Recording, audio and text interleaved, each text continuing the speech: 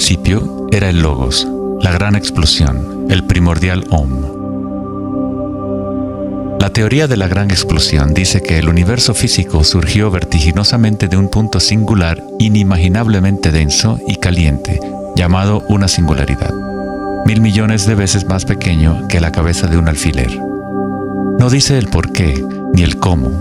Cuanto más misterioso es algo, más asumimos que lo comprendemos.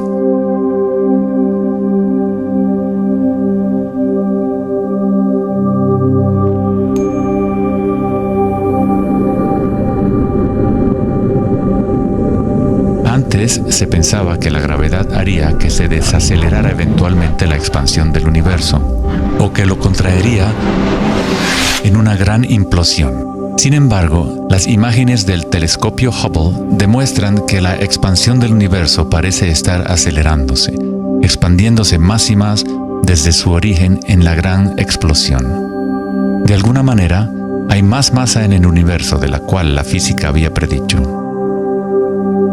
Para justificar la masa perdida, los físicos dicen ahora que el universo está compuesto de solamente 4% de materia atómica, o lo que nosotros consideramos materia normal. 23% del universo es materia oscura y 73% es energía oscura, lo cual antes pensábamos que era espacio vacío. Es como un sistema nervioso invisible que recorre el universo conectando todas las cosas.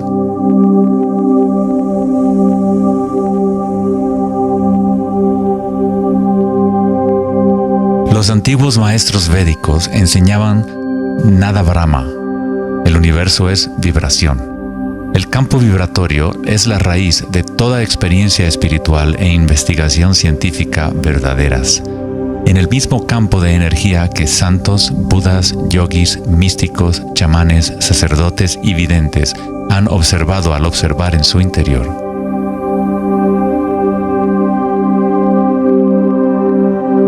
Se le ha denominado Akasha, el primordial Om, la red de joyas de Indra, la música de las esferas y miles de otros nombres a través de la historia.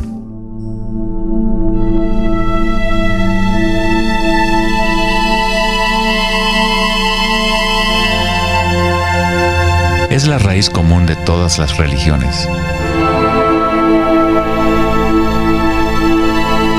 Y el vínculo entre nuestros mundos interiores y exteriores.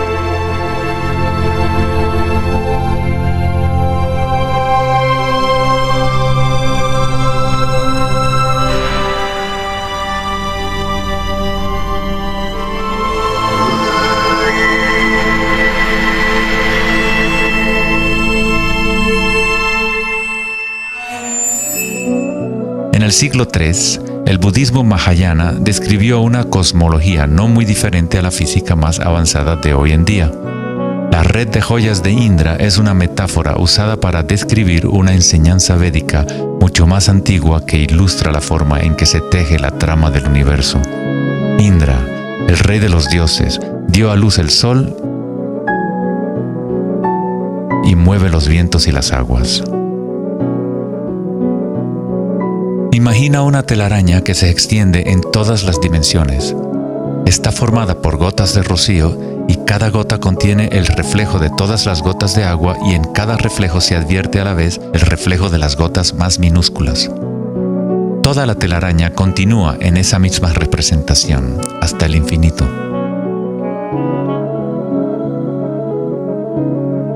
La red de Indra podría ser descrita como un universo holográfico, donde hasta el más mínimo rayo de luz contiene el patrón completo de la totalidad.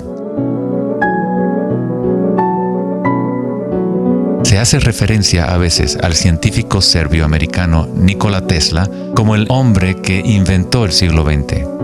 Tesla fue el responsable del descubrimiento de la electricidad de corriente alterna y muchos otros inventos que ahora son parte de la vida cotidiana. Debido a su interés en las antiguas tradiciones védicas, Tesla se encontraba en una posición única para comprender la ciencia a través de un modelo tanto oriental como occidental. Como todos los grandes científicos, Tesla investigó profundamente los misterios del mundo exterior, pero también observó profundamente su interior. Al igual que los antiguos yogis, Tesla utilizó el término akasha para describir el sentido etéreo que se extiende a lo largo de todo. Tesla estudió con Swami Vivekananda, un yogi que trajo las enseñanzas antiguas de India al occidente.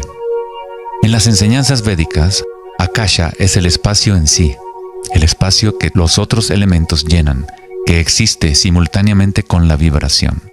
Son inseparables. Akasha es el yin del yang del prana.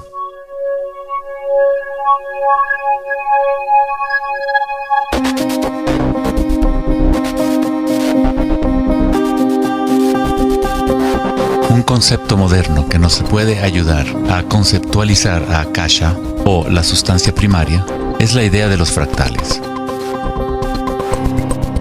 No fue sino hasta la década de los 80 que los avances en las computadoras nos permitieron visualizar y reproducir en realidad matemática los patrones de la naturaleza. El término fractal fue acuñado en 1980 por el matemático Benoit Mandelbrot, que estudió ciertas ecuaciones matemáticas simples de cuando se repiten, producen una serie interminable de cambios en las formas matemáticas o geométricas dentro de un marco limitado. Son limitadas, pero al mismo tiempo infinitas. Un fractal es una forma geométrica aproximada que se puede dividir en partes, cada una de las cuales es aproximadamente del tamaño de una copia reducida del patrón completo, una propiedad llamada autosemejanza. Los fractales de Mandelbrot han sido llamados las huellas digitales de Dios.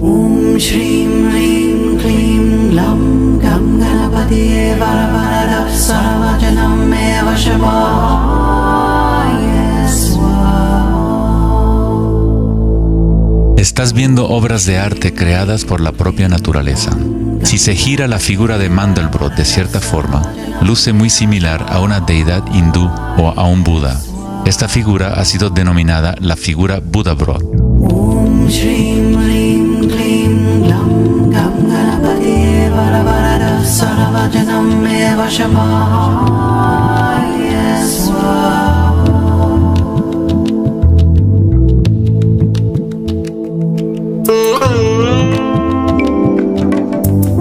Si nos fijamos en algunas formas de arte y arquitectura antigua, veremos que los humanos hemos asociado la belleza y lo sagrado con patrones fractales desde hace ya mucho tiempo.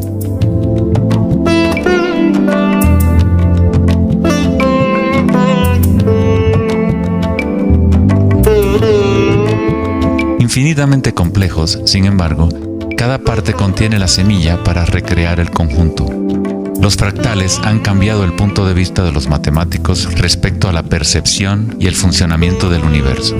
Con cada nuevo nivel de aumento surgen diferencias del original. El cambio y la transformación constante ocurren a medida que atravesamos el nivel de un detalle fractal a otro.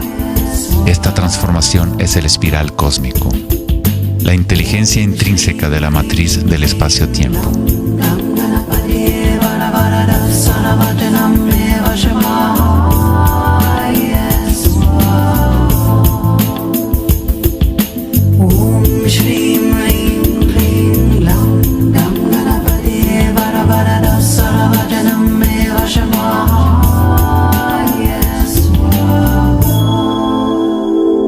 Los fractales son caóticos en su esencia, contienen ruido y orden. Cuando nuestras mentes reconocen o definen un patrón, nos enfocamos en él como si fuera una cosa. Tratamos de encontrar los patrones que consideramos bellos, pero a fin de sostenerlos en nuestras mentes, debemos apartar el resto del fractal.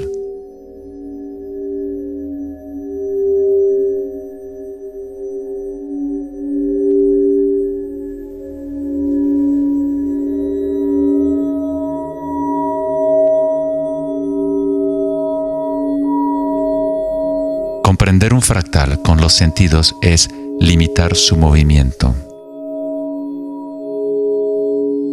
Toda la energía del universo es neutral, atemporal y carece de dimensiones. Nuestra propia creatividad y la capacidad de reconocimiento de patrones es la relación entre el microcosmos y el macrocosmos. el mundo eterno de las ondas y el sólido mundo de las cosas. La observación es un acto de creación a través de las limitaciones inherentes del pensamiento. Estamos creando la ilusión de solidez de las cosas al etiquetarlas y nombrarlas. El filósofo Kierkegaard dijo: si me nombras, me niegas. Al darme un nombre, una etiqueta, niegas las otras posibilidades que yo podría ser. Encasillas a la partícula en ser una cosa, al nombrarla, al concretarla, pero al mismo tiempo la estás creando, la defines para que exista. La creatividad es nuestra naturaleza más elevada. Con la creación de las cosas viene el tiempo, lo cual crea la ilusión de solidez.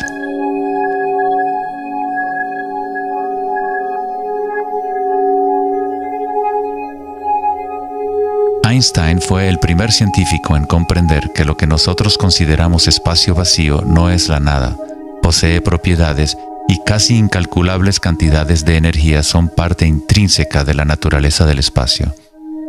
El famoso físico Richard Feynman dijo en una ocasión: hay suficiente energía en un solo metro cúbico de espacio para hervir todos los océanos del mundo.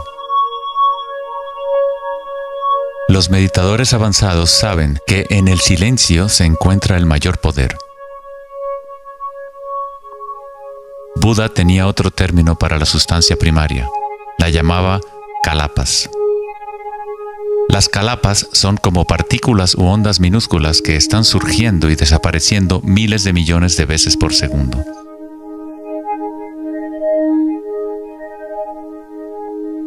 En ese sentido, la realidad es como una serie de cuadros en una cámara holográfica moviéndose rápidamente para crear la ilusión de continuidad. Cuando la conciencia se queda completamente inmóvil, se comprende la ilusión, pues es la conciencia misma la que genera la ilusión.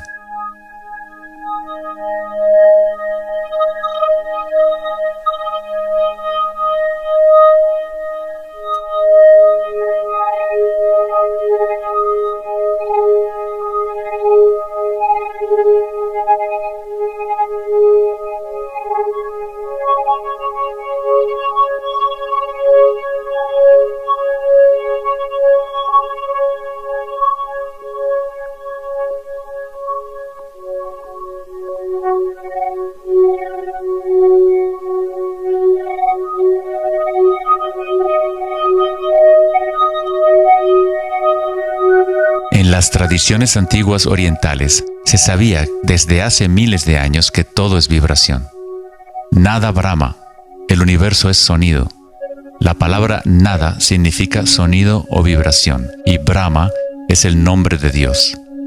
Brahma, al mismo tiempo, es el universo y es el creador. El artista y el arte son inseparables.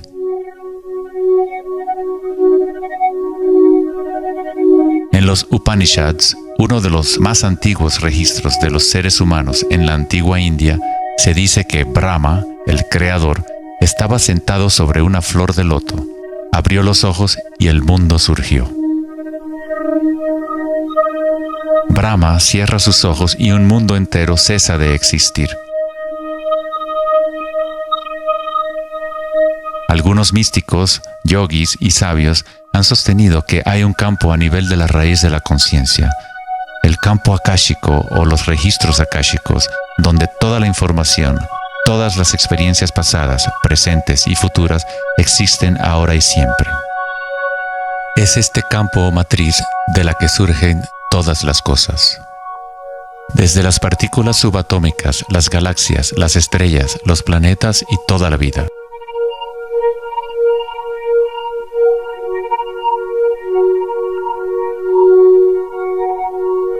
Nunca ves nada en su totalidad, ya que todo está formado de capas y capas de vibración y está constantemente cambiando. Intercambio de información con Akasha. Un árbol bebe del sol, del aire, de la lluvia y de la tierra.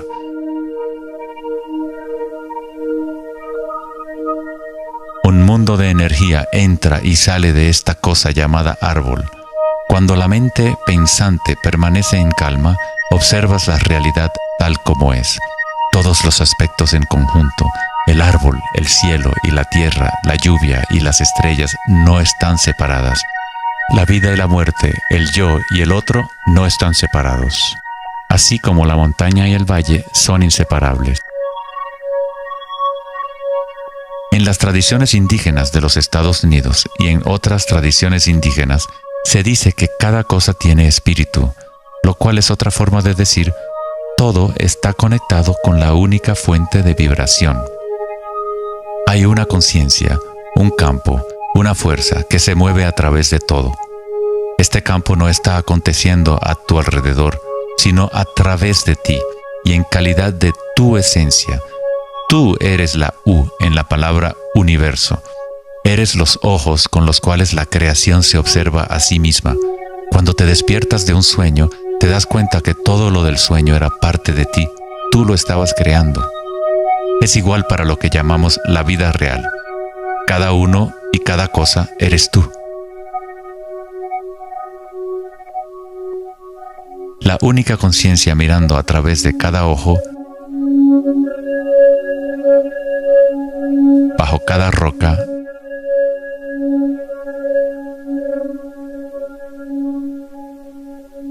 dentro de cada partícula.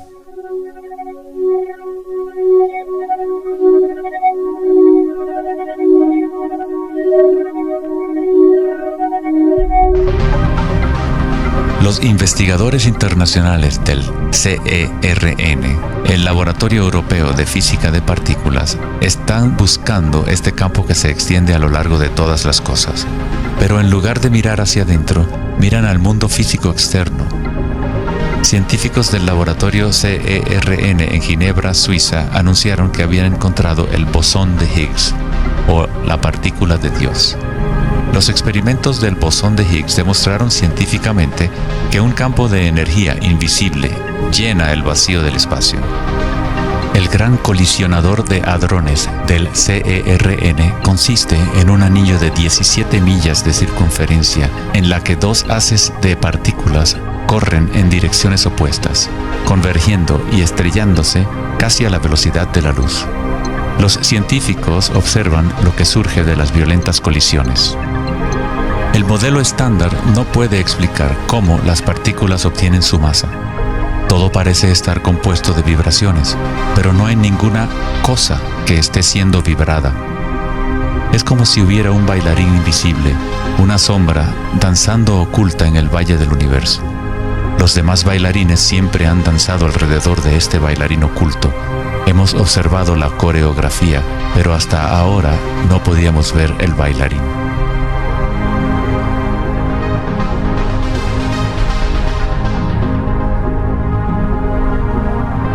La denominada partícula de Dios, las propiedades de la materia básica del universo, el núcleo de toda la materia que constituiría la masa y la energía inexplicable que acciona la expansión del universo. Pero lejos de explicar la naturaleza del universo, el descubrimiento del bosón de Higgs simplemente presenta un misterio aún mayor, dejando al descubierto un universo que es aún más misterioso de lo que nunca habíamos imaginado.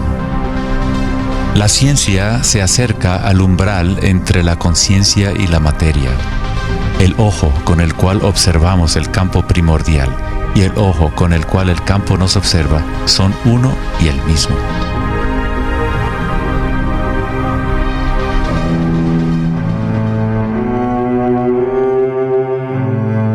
El célebre escritor alemán Wolfgang von Goethe dijo: "La onda es el fenómeno primordial que dio origen al mundo". La cimática es el estudio del sonido visible. La palabra cimática proviene de la raíz griega kuma, que significa onda o vibración.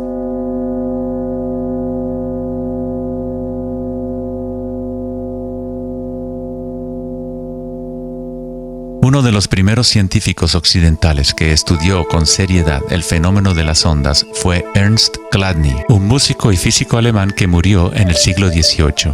Chladni descubrió que cuando colocaba arena en placas de metal y luego hacía vibrar las placas con un arco de violín, la arena se organizaba en figuras con patrones.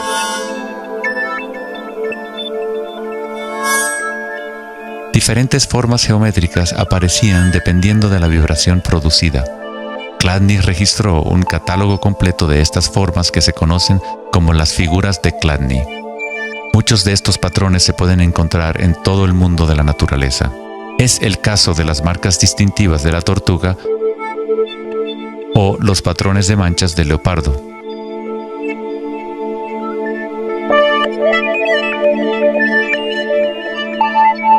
El estudio de los patrones Chladni o patrones ximáticos es uno de los métodos secretos con el que los fabricantes de alta calidad de guitarras, violines y otros instrumentos prueban la calidad del sonido que emiten. Hans Jenny expandió el trabajo de Chladni en los años 60 usando varios líquidos y amplificación electrónica para generar frecuencias de sonido, y así acuñó el término ximática. Si se envían ondas sinusoidales simples a través de un recipiente con agua, se pueden ver los patrones en el agua. Dependiendo de la frecuencia de la onda, aparecerán diferentes patrones de ondas. Cuanto más elevada sea la frecuencia, más complejo será el patrón. Estas formas son repetibles, no aleatorias. Cuanto más observas, más empiezas a ver cómo la vibración organiza la materia en formas complejas que comenzaron en simples ondas repetitivas. Esta vibración de agua tiene un patrón similar a un girasol.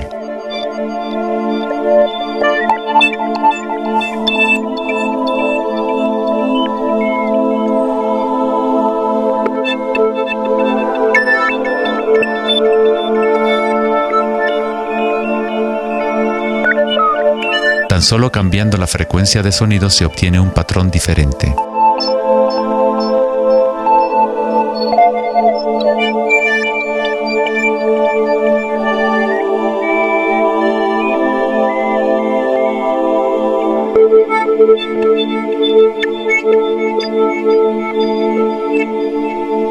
El agua es una sustancia muy misteriosa, es altamente impresionable. Es decir, puede recibir y retener la vibración. Debido a su capacidad y sensibilidad de resonancia elevada y a su disposición interna para resonar, el agua responde instantáneamente a todos los tipos de ondas acústicas. Agua y tierra vibrante constituyen la mayoría de la masa en las plantas y los animales. Es fácil observar cómo simples vibraciones en el agua pueden crear patrones reconocibles naturales, pero a medida que agregamos sólidos y aumentamos la amplitud, las cosas se ponen aún más interesantes. Al añadir almidón de maíz al agua, obtenemos fenómenos más complejos.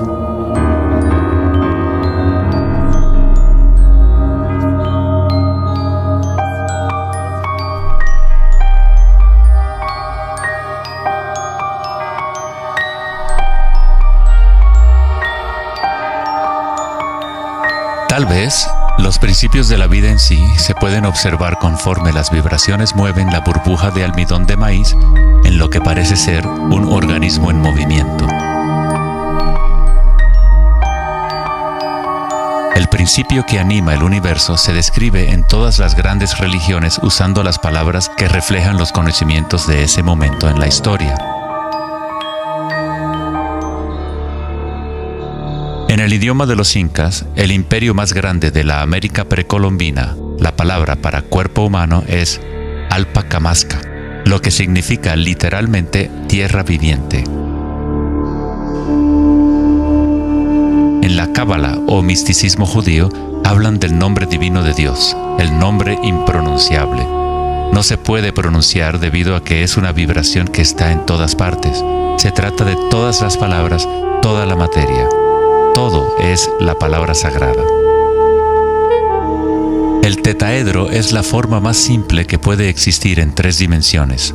Algo debe tener por lo menos 4 puntos para tener realidad física. La estructura del triángulo es el único patrón de la naturaleza que se autoequilibra. En el Antiguo Testamento, la palabra tetragramaton se utilizaba a menudo para representar una cierta manifestación de Dios. Se usaba cuando se hablaba de la palabra de Dios o del nombre especial de Dios, Logos o la palabra primordial. Las antiguas civilizaciones sabían que en la estructura de la raíz del universo estaba la figura tetraédrica. De esta forma, la naturaleza exhibe un impulso fundamental hacia el equilibrio, Shiva, pero a la vez exhibe un impulso fundamental hacia el cambio, Shakti.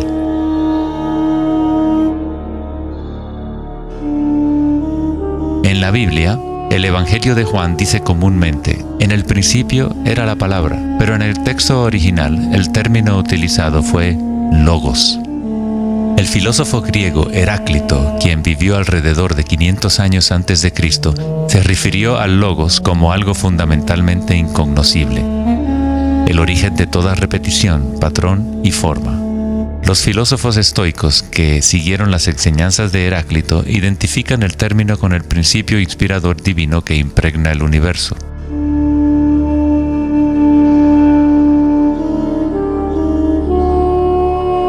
En el sufismo, el logos está en todas partes y en todas las cosas.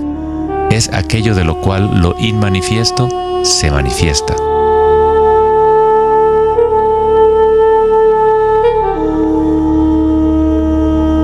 En la tradición hindú, Shiva Nataraja significa literalmente Señor de la danza.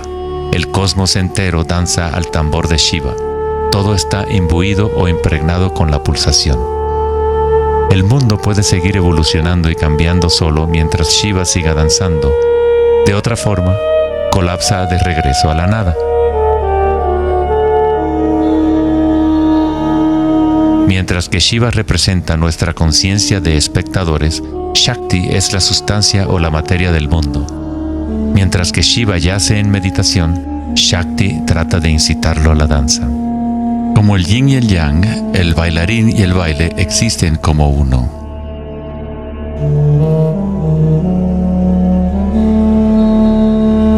Logos también significa verdad inocultable. Aquel que conoce el logos, conoce la verdad. Existen muchas capas de encubrimiento en el mundo humano como consecuencia de los múltiples giros de Akasha hasta convertirse en estructuras complejas que ocultan la fuente de sí misma.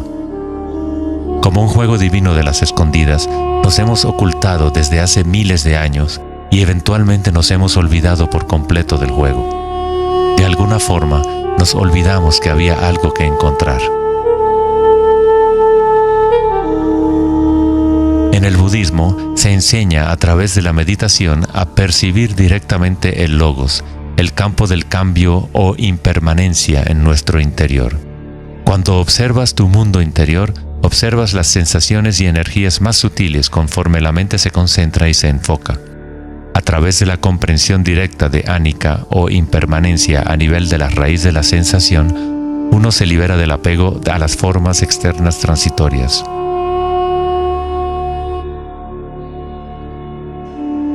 Una vez que tomamos conciencia de que hay un campo vibratorio que es la raíz común de todas las religiones, ¿cómo podemos decir mi religión? O este es mi Om primordial, mi campo cuántico.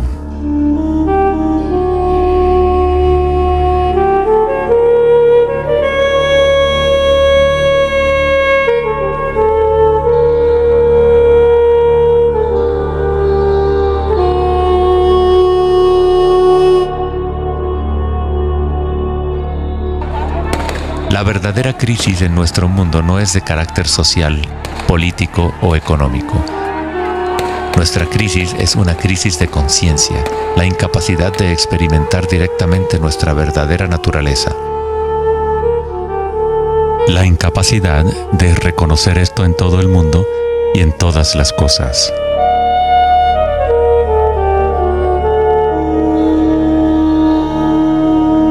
En la tradición budista, el bodhisattva es la persona con una naturaleza búdica despierta. Un bodhisattva se compromete a ayudar a despertar a cada ser en el universo, comprendiendo que solo hay una conciencia. Para despertar el verdadero ser, uno debe despertar a todos los seres.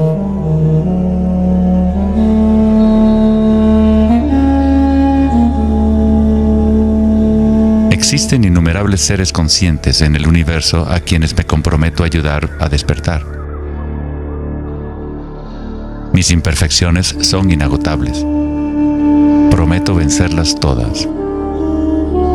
El Dharma es inescrutable. Me comprometo a conocerlo. El camino a despertar es inalcanzable. Me comprometo a alcanzarlo.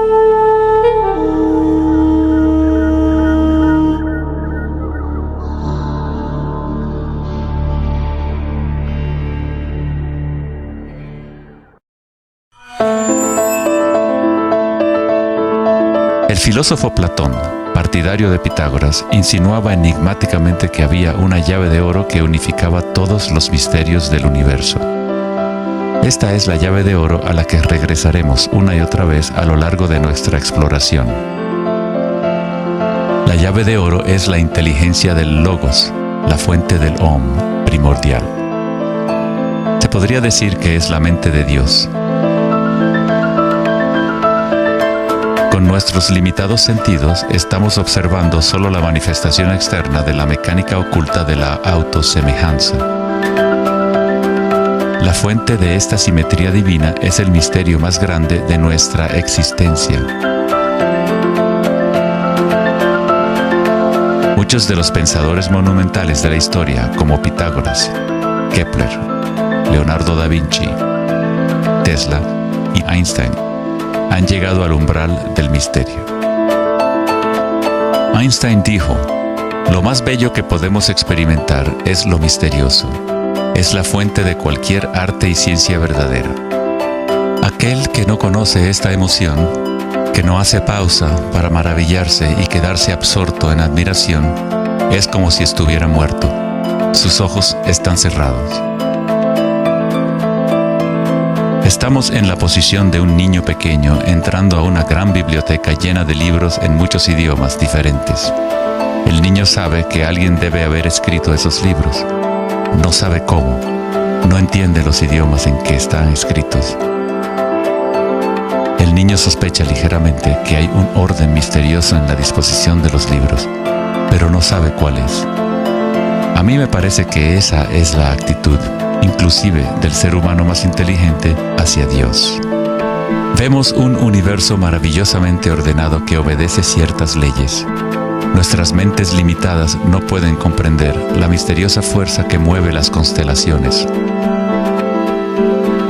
Todo científico que observa detenidamente el universo y todo místico que observa profundamente su interior se encuentra tarde o temprano, cara a cara, con la misma cosa: la espiral primordial.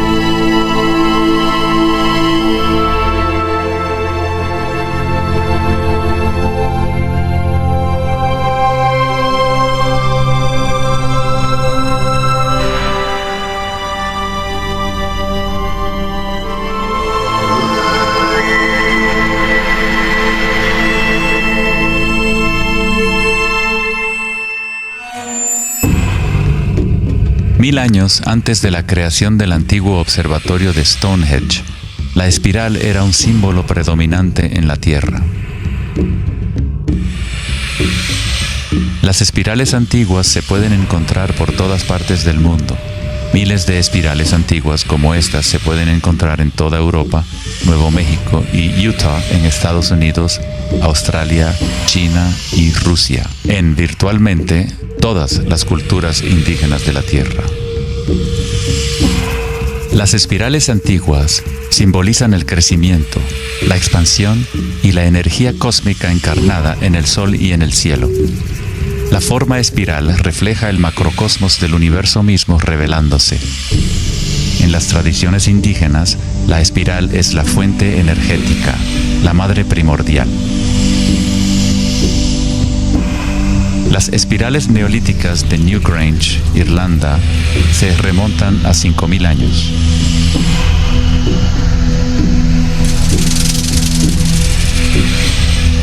500 años más que la Gran Pirámide de Giza y son igual de enigmáticas ante los observadores modernos.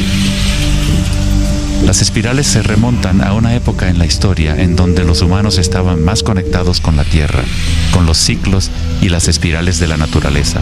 Una época en que los seres humanos se identificaban menos con los pensamientos. La espiral es lo que percibimos como la fuerza de torsión en el universo.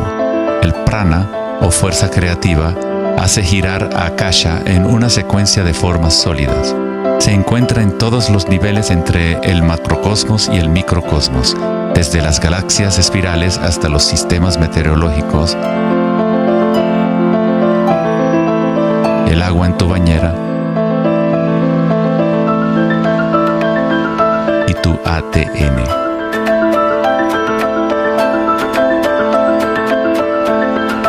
En la experiencia directa de tu propia energía, la espiral primordial no es una idea, sino más bien lo que hace posible toda condición e idea.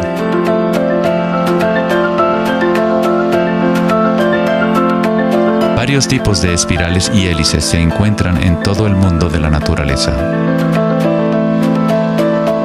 Caracoles,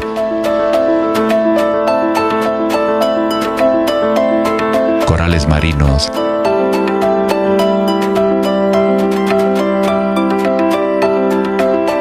telarañas,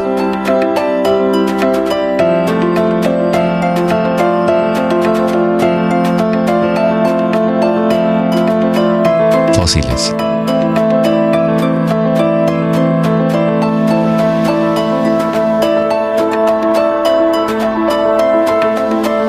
En las colas de los caballitos de mar,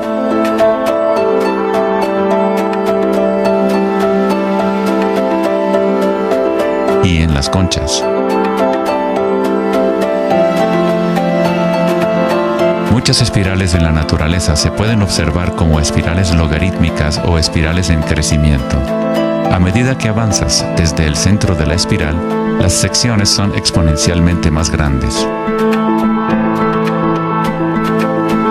Al igual que la red de joyas de Indra, las espirales logarítmicas son autosemejantes u holográficas, de manera que las características de cada parte reflejan el conjunto.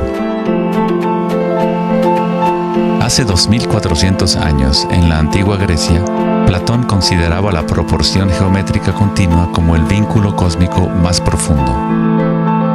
La sección áurea, o número áureo, o proporción divina, era el secreto más grande de la naturaleza. La sección áurea puede expresarse como la relación de A más B a A es igual a la relación de A a B. Para Platón, el alma del mundo se vincula en una sola resonancia armónica. El mismo patrón pentagonal que existe en una estrella de mar o en una rebanada de quimbombo se puede observar en la trayectoria del planeta Venus trazada en el cielo nocturno durante un periodo de 8 años.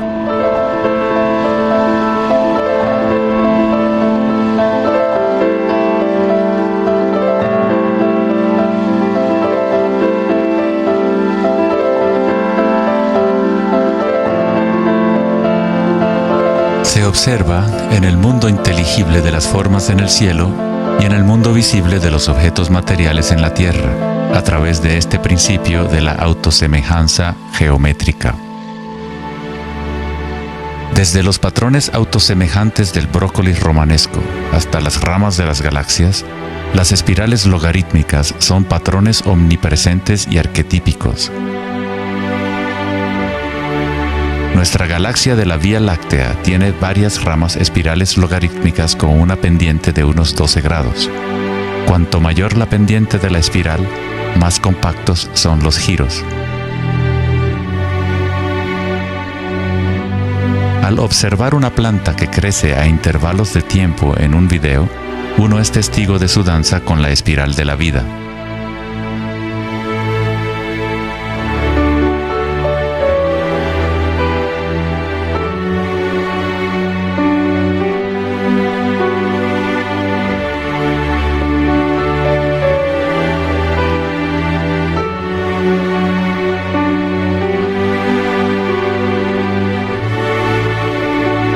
Una espiral dorada es una espiral logarítmica que crece hacia afuera, siguiendo el factor de la sección áurea. La sección áurea es una relación matemática especial que aparece una y otra vez en la naturaleza. El patrón que se observa a continuación se denomina la serie de Fibonacci o la secuencia de Fibonacci. La serie de Fibonacci se desarrolla de tal manera que cada número es la suma de los dos números anteriores. El matemático y astrónomo alemán Kepler descubrió que patrones autosemejantes de espirales son observables de la manera en la cual las hojas están dispuestas en los tallos de las plantas, o en el orden de los pétalos y los capullos de las flores. Leonardo da Vinci observó que el espacio en las hojas tenía a menudo forma de patrones espirales. Estos patrones se llaman filotaxis o patrones de disposición de las hojas.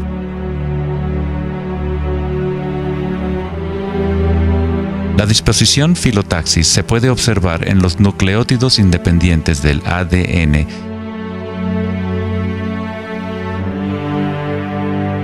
y en todo, desde los árboles genealógicos de conejos reproductores hasta en las piñas del pino, de los cactus a los copos de nieve, y en organismos simples como las diatomeas.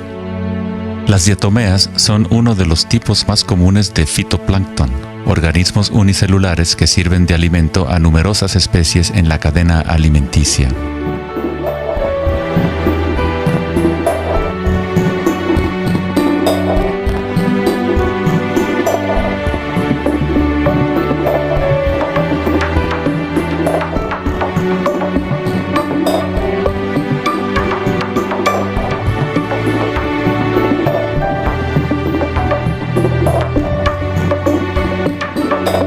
¿Cuánta matemática debes saber para ser un girasol o una abeja?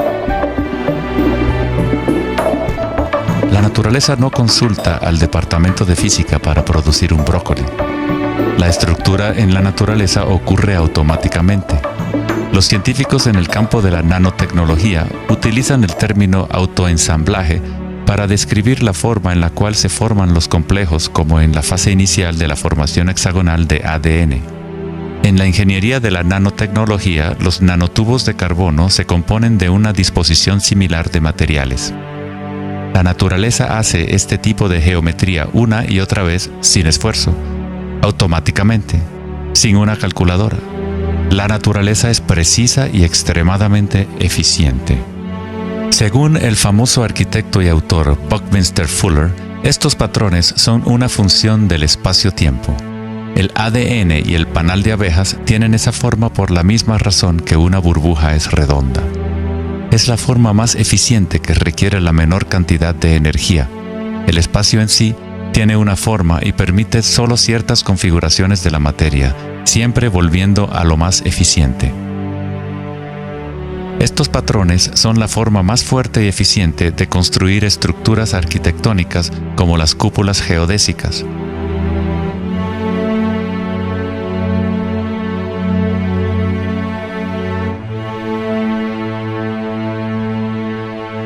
Los patrones de espirales logarítmicas permiten la exposición máxima de las plantas a los insectos para la polinización. La máxima exposición a la luz solar y la lluvia que les permite llevar el agua de manera eficiente y en espiral hacia sus raíces. Las aves rapaces utilizan el patrón de espiral logarítmica para acechar a su próxima presa. Volar en espiral es la forma más eficiente de cazar.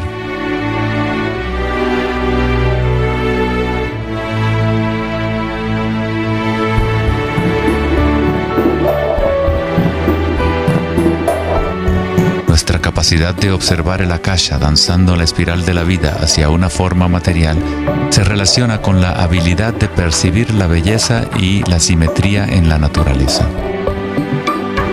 El poeta William Blake dijo: "El universo vegetativo se abre como una flor desde el centro de la tierra en donde mora la eternidad.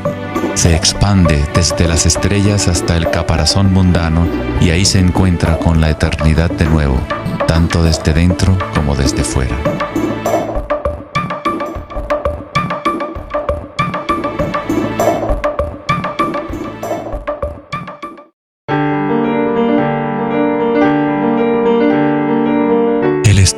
los patrones en la naturaleza no es algo familiar en el mundo occidental, pero en la antigua China, esta ciencia es conocida como Li.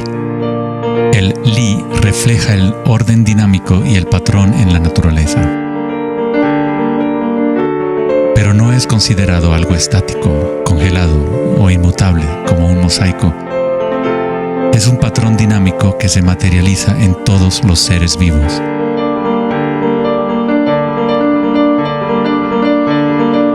Las arterias de las hojas, las marcas de las tortugas y los patrones de vetas en las rocas son todas expresiones del lenguaje secreto de la naturaleza y del arte. El laberinto es uno de los muchos patrones de Li. Se encuentran en las estructuras de los corales, en hongos como el morel,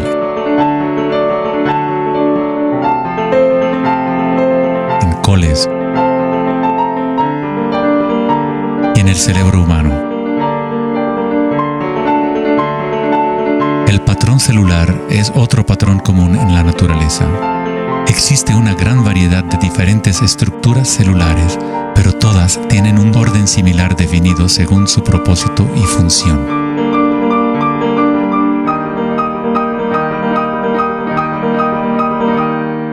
Es fácil quedarse fascinado ante el juego constante de formas, pero lo más interesante es que ciertas formas arquetípicas parecen estar entretejidas en la trama de la naturaleza. El patrón de ramificación es otro patrón Li, o modelo arquetípico observable en todos los niveles y en todas las escalas fractales.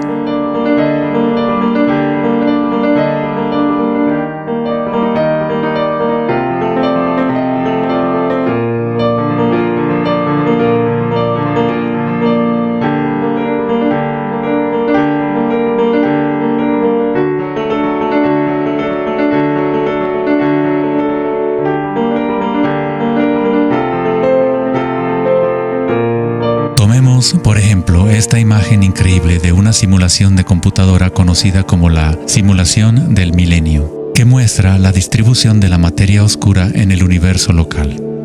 Fue creada por Max Planck Society en Alemania. La materia oscura es lo que antes considerábamos espacio vacío. Es como un sistema nervioso invisible que recorre todo el universo.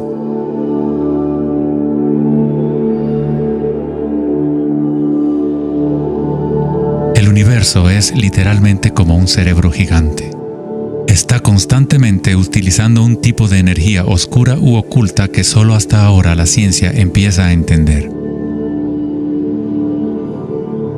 A través de esta red inmensa, la insondable energía se mueve proporcionando el impulso para la expansión y el crecimiento del universo.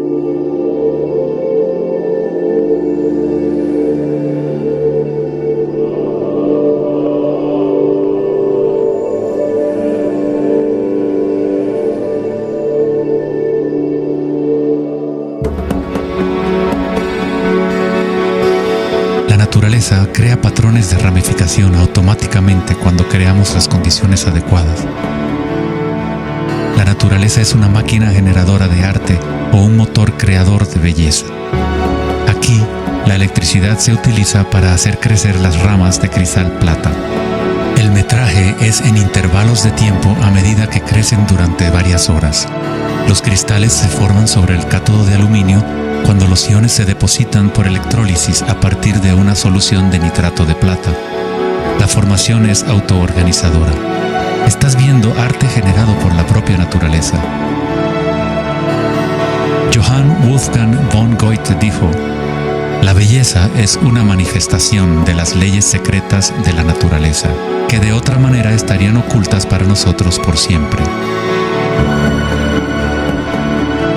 En este sentido, todo en la naturaleza está vivo, organizándose a sí mismo.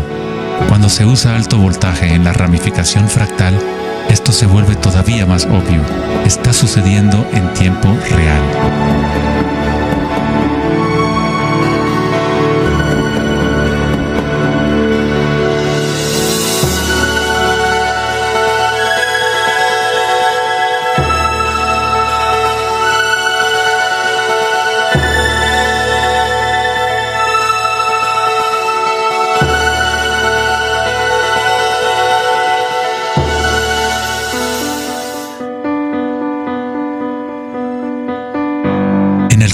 humano se encuentran patrones y estructuras ramificadas por todas partes.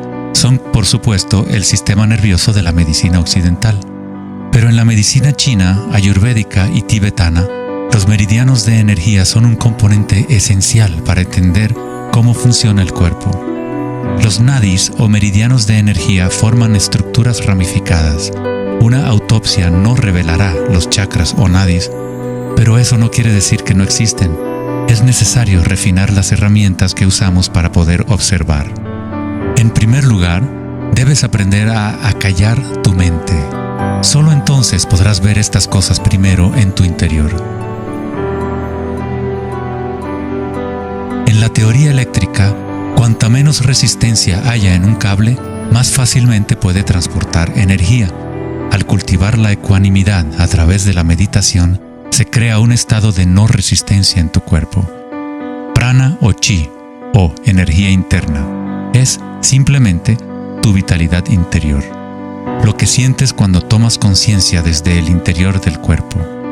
Los hilos sutiles de tu cuerpo que transportan el prana, los nadis, logran mover más y más energía pránica a través de los chakras.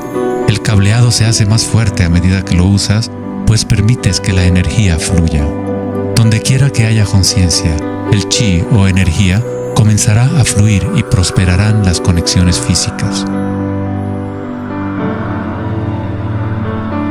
En el sistema nervioso y el cerebro, los patrones físicos de cableado se establecen por repetición. Si prestas atención continuamente a lo que está en tu interior y reduces la resistencia a las sensaciones que están experimentando, incrementas tu capacidad energética.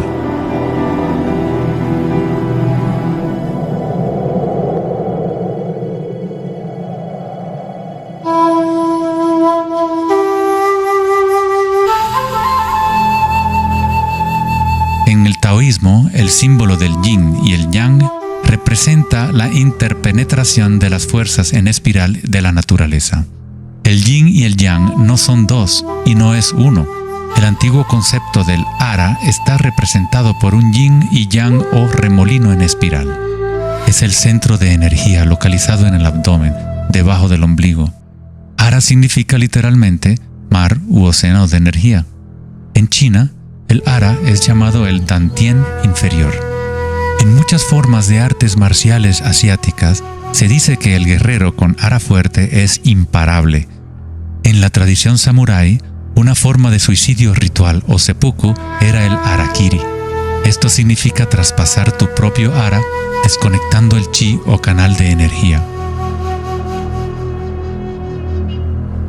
Moverse desde este centro crea el movimiento enraizado y lleno de gracia que se ve no solo en las artes marciales,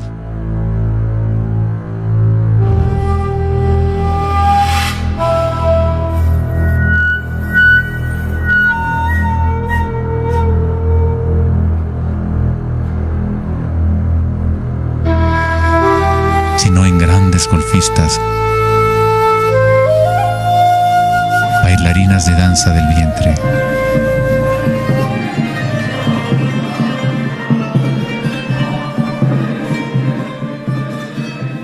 Y derviches giradores sufíes. La esencia del ara es la cultura de la conciencia disciplinada, enfocada en un solo punto, la quietud del ojo del huracán.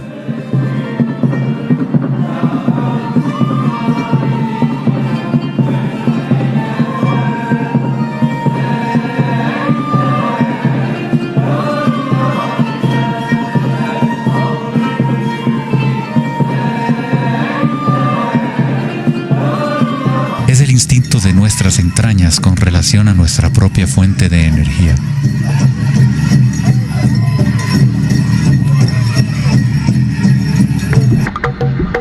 Una persona con buena ara está conectada con la tierra y con la sabiduría intuitiva que conecta a todos los seres.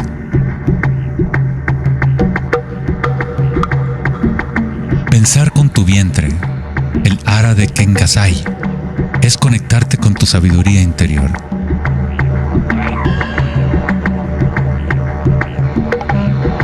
Los antiguos aborígenes australianos se concentraban en la misma zona justo debajo del ombligo, donde el cordón de la gran serpiente arcoíris yacía enroscada. Una vez más, una representación de energía evolutiva en la humanidad. No es casualidad que es en el ara donde comienza la nueva vida.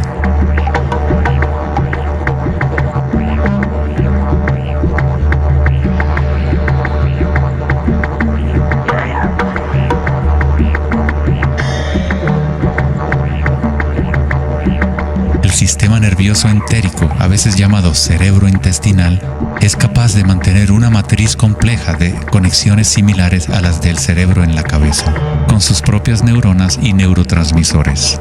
Puede actuar de forma autónoma, es decir, con su propia inteligencia. Se podría decir que el cerebro intestinal es una versión fractal del cerebro de la cabeza, o tal vez el cerebro de la cabeza es una versión fractal del cerebro intestinal. Un oso sano tiene un ara fuerte. Cuando un oso sabe dónde hurgar para encontrar hierbas, sigue el movimiento del chi a través de sus sentidos, centrando en el ara o vientre. Esta es la conexión del oso con la cabaña de los sueños, el lugar en las tradiciones indígenas de donde proviene todo el conocimiento y regresa hacia la espiral de la vida. Pero, ¿cómo conocían los antiguos pueblos la espiral si la ciencia moderna está apenas empezando ahora a reconocer su importancia? Pregúntale a las abejas. Ellas no se han olvidado de amar. Las abejas tienen una conexión especial con la fuente como parte de un sistema simbiótico que ayuda a la belleza y a la diversidad a florecer. Son un puente entre el macrocosmos y el microcosmos. Hay un corazón que nos conecta a todos, como una mente colectiva, por llamarla así. Al igual que un cerebro abierto, la colmena envía sus sueños al mundo para manifestarse.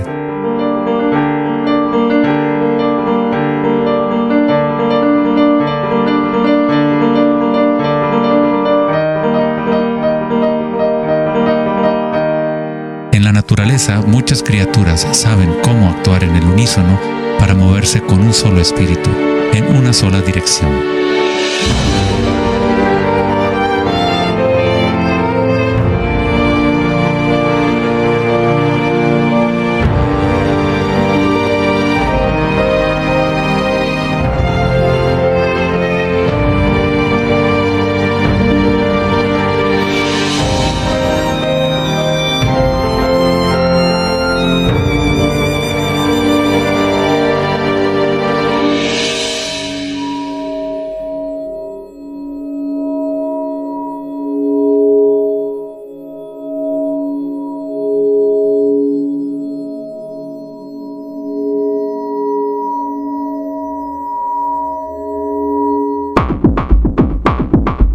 Pero no todos se benefician de las otras especies a su alrededor. Por ejemplo, la cigarra devora todo en su camino. Una cigarra no tiene ninguna otra opción que actuar como cigarra. Nunca va a producir miel ni a polinizar plantas como una abeja. El comportamiento de una cigarra es rígido, pero un ser humano es único en el sentido de que podemos actuar como una abeja o como una cigarra. Tenemos la libertad de cambiar y manipular los patrones de la forma en que interactuamos con el mundo. Podemos existir en simbiosis o como parásitos.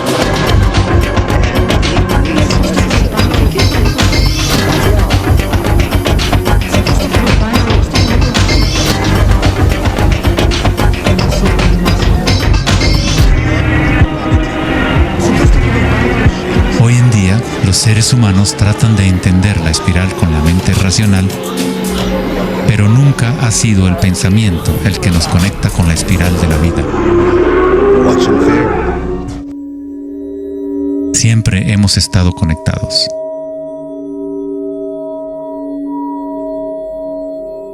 El pensamiento ha sido lo que nos ha mantenido en la ilusión de la separación dentro de nuestras propias identidades. El pensamiento es la creación de la separación, la experiencia de limitación. Cuanto más nos alineamos con el pensamiento, más nos alejamos de la fuente. Las culturas antiguas menos orientadas al pensamiento se alineaban con la espiral de una manera más directa y personal de lo que nosotros hacemos hoy en día. En la antigua India, el Kundalini es una representación de la propia energía interior que se mueve a lo largo de la columna vertebral en un patrón en forma de serpiente o hélice. En las antiguas tradiciones yogis de la India, los mundos interiores de las personas de la época se comparaban con las culturas que se centraban en el Ara. Equilibrar el poder de la espiral con la quietud propia de la observación de tu conciencia es alinearte con tu pleno potencial evolutivo, para florecer como el ser original y multifacético que fuiste concebido. Ida, el femenino o canal lunar, está conectado al cerebro derecho y Pingala, el canal masculino o solar, está conectado al cerebro izquierdo. Cuando estos dos canales están en equilibrio, la energía fluye hasta un tercer canal, Sushumna, en el centro de la columna vertebral, energizando los chakras y desbloqueando nuestro pleno potencial evolutivo.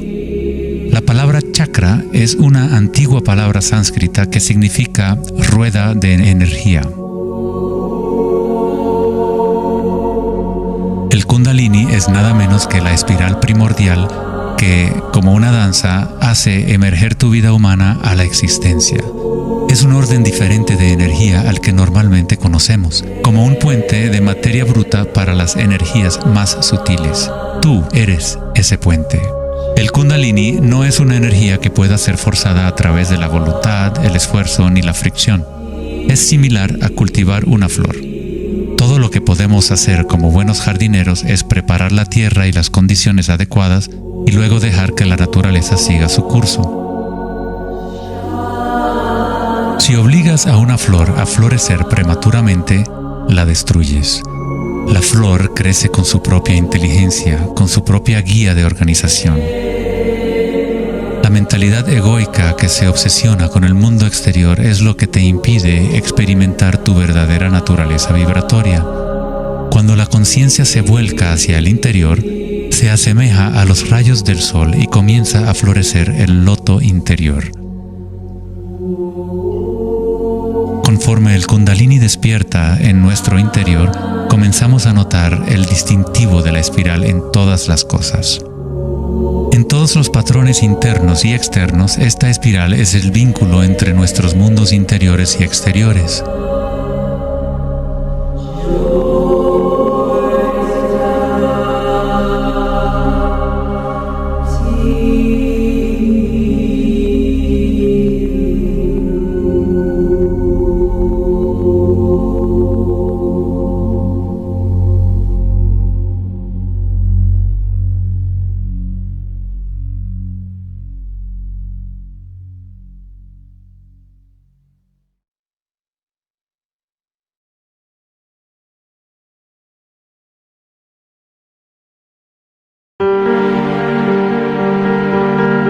Antes de los albores de la civilización occidental y del lenguaje escrito, la ciencia y la espiritualidad no eran dos cosas separadas. En las enseñanzas de las grandes tradiciones antiguas, la búsqueda externa de conocimiento y certeza era compensada por un sentimiento interior de impermanencia y comprensión intuitiva de la espiral del cambio. A medida que el pensamiento científico se hizo más predominante y la información se fue multiplicando, comenzó la fragmentación en nuestros sistemas de conocimiento.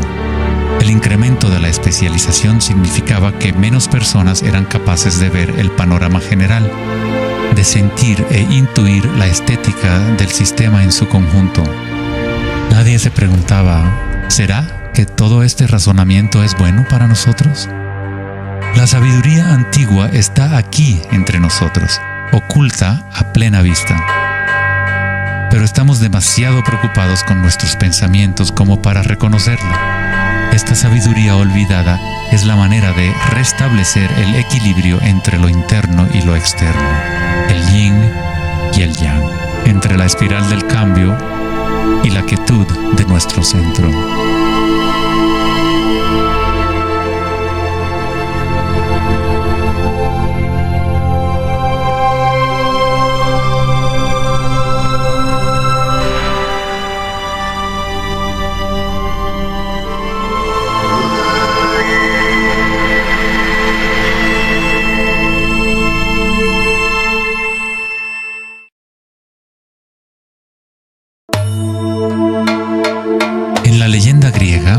Asclepio era hijo de Apolo y dios de la medicina. Su sabiduría y habilidades para la curación eran insuperables, y se decía que había descubierto el secreto mismo de la vida y la muerte. En la antigua Grecia, los templos de curación asclepianos reconocían el poder de la espiral primordial. Esto está simbolizado por la vara de Asclepios.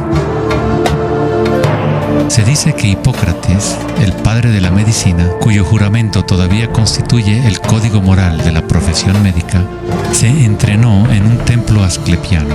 Hasta el día de hoy, este símbolo de nuestra energía evolutiva se mantiene como el logotipo de la Asociación Médica Americana y otras organizaciones médicas en todo el mundo. En la iconografía egipcia, la serpiente y el pájaro representan la dualidad o polaridad de la naturaleza humana.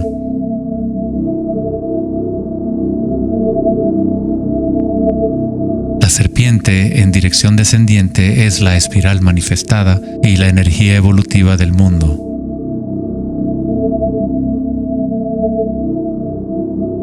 El pájaro es la dirección ascendiente, la corriente dirigida hacia el sol o la concientización unívoca del despertar, el vacío de Akasha.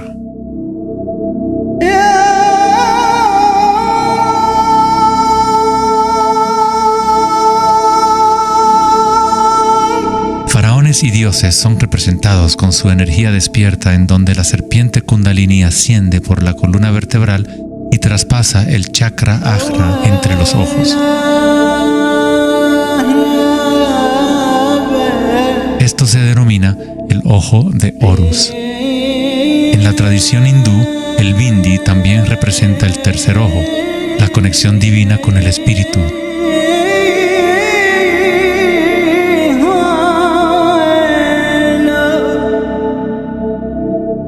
La máscara de Tutankamón es un ejemplo clásico que muestra temas de serpientes y aves.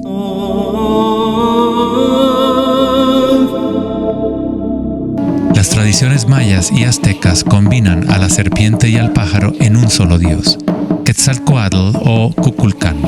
El dios de la serpiente alada representa la conciencia evolutiva despierta o el Kundalini despierto. La persona que despierta a Quetzalcóatl en su interior es una manifestación viviente de lo divino. Se dice que Quetzalcóatl o la energía de la serpiente regresará al final de los tiempos.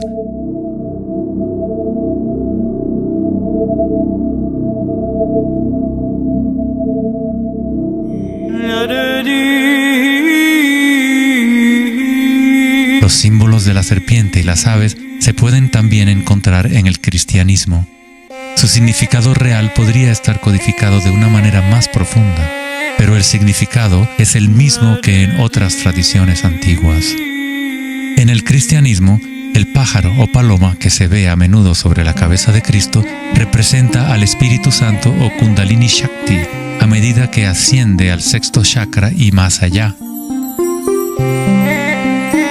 Los místicos cristianos llaman al Kundalini por otro nombre, Espíritu Santo. En Juan 3:14 dice: así como Moisés levantó la serpiente en el desierto, así también es necesario que el Hijo del Hombre sea levantado. Jesús y Moisés despertaron su energía Kundalini, trayendo el despertar de la conciencia a las fuerzas inconscientes reptilianas que rigen los deseos del ser humano. Se dice que Jesús pasó 40 días y 40 noches en el desierto, durante los cuales fue tentado por Satanás. De igual forma, Buda fue tentado por Mara cuando estaba sentado en busca de la iluminación bajo el árbol Bodhi o árbol de la sabiduría. Tanto Cristo como Buda tuvieron que alejarse de la tentación de los placeres sensoriales y mundanos.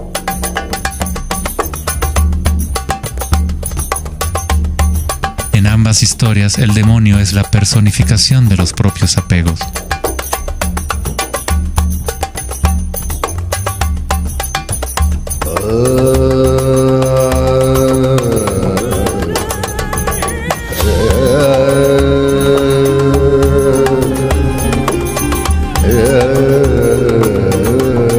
si leemos la historia de Adán y Eva a través de la luz de las tradiciones védicas y egipcias, descubrimos que la serpiente que vigila el árbol de la vida es el Kundalini.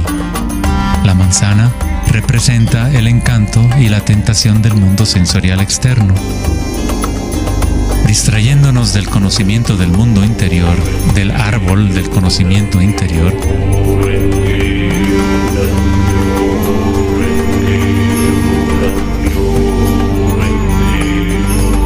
el árbol es simplemente la red de nadis o meridianos de energía dentro de nosotros mismos, que forma literalmente estructuras ramificadas por todo el cuerpo.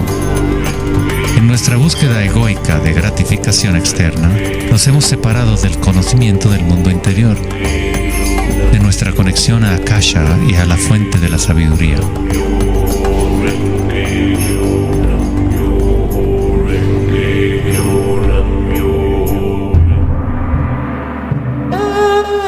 Muchos de los mitos históricos del mundo sobre dragones pueden interpretarse como metáforas de las energías internas de las culturas de las cuales forman parte.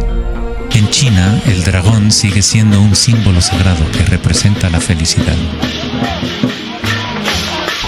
Al igual que los faraones egipcios, los antiguos emperadores chinos que habían despertado sus energías evolutivas fueron representados por la serpiente alada o dragón.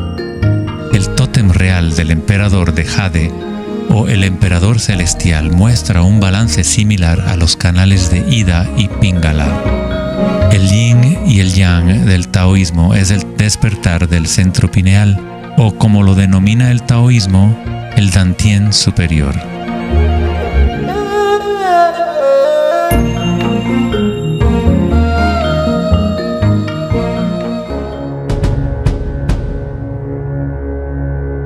La naturaleza está llena de distintas formas de detectar y asimilar la luz.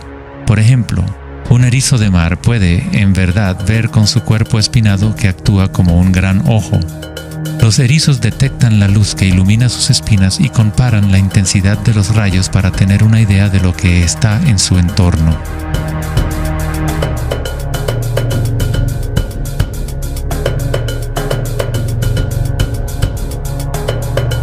Las iguanas verdes y otros reptiles tienen un ojo parietal o glándula pineal en la parte superior de la cabeza que utilizan para detectar depredadores desde arriba.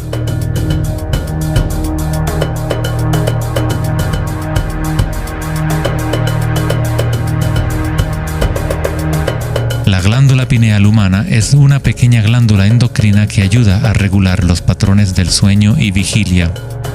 A pesar de que está oculta profundamente en la cabeza, la glándula pineal es sensible a la luz.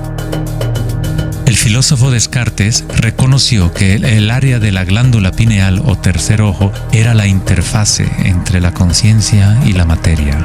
Casi todo es simétrico en el cuerpo humano.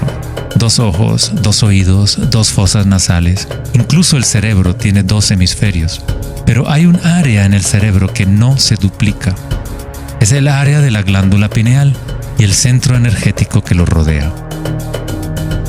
En un nivel físico, ahí se forman naturalmente moléculas únicas como el DMT. El DMT también se forma naturalmente en el momento del nacimiento y en el momento de la muerte, actuando literalmente como un puente único entre el mundo de los vivos y de los muertos. El DMT se produce de forma natural en los estados de meditación profunda o samadhi o a través de medios enteógenos. Por ejemplo, la ayahuasca es usada en tradiciones chamánicas de América del Sur para eliminar el velo entre los mundos internos y externos. La palabra pineal en sí tiene la misma raíz que la piña del pino, pues la glándula pineal representa un patrón espiral de filotaxis similar. Este modelo, que también conocido como flor del patrón de vida, es común en obras de arte antiguas que representan seres iluminados o despiertos.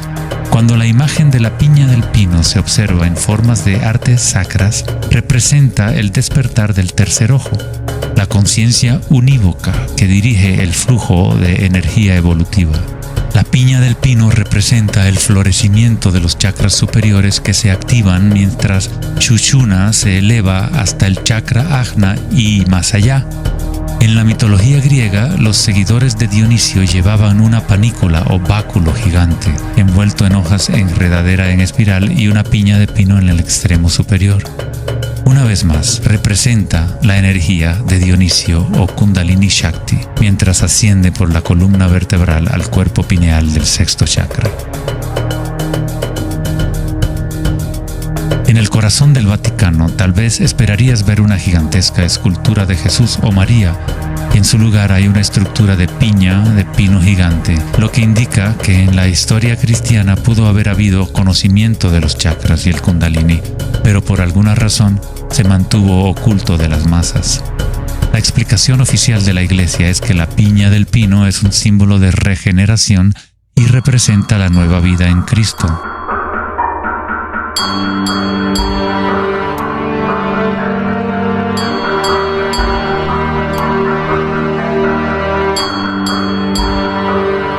El filósofo y místico del siglo XIII, Meister Eckhart, dijo: "El ojo con el que veo a Dios y el ojo con el que Dios me ve es el mismo".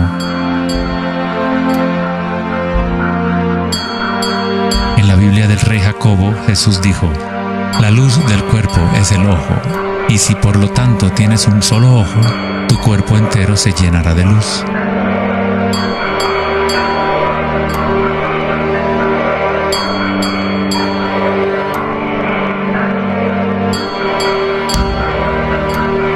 Buda dijo: "El cuerpo es el ojo".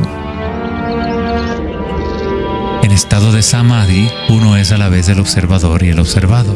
Somos el universo consciente de sí mismo.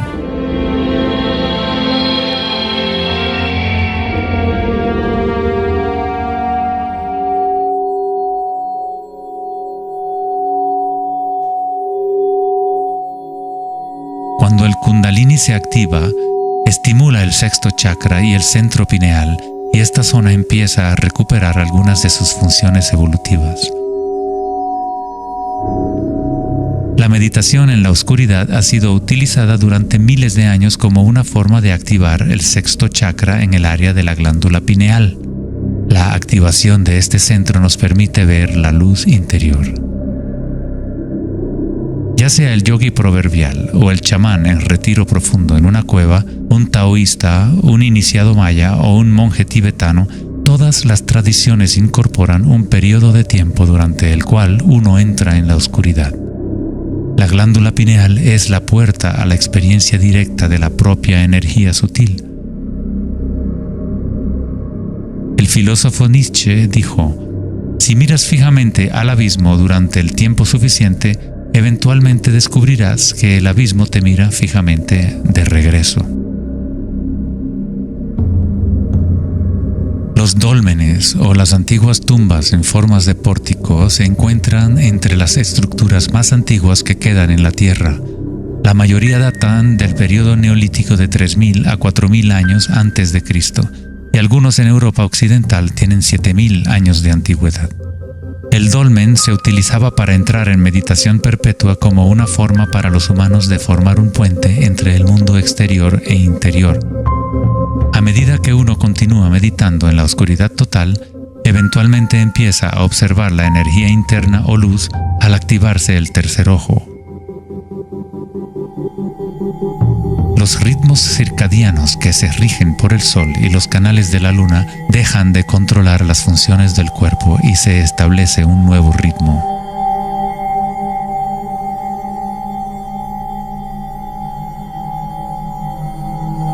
El séptimo chakra ha sido representado por el símbolo Om desde hace miles de años, un símbolo construido por signos sánscritos que representan los elementos.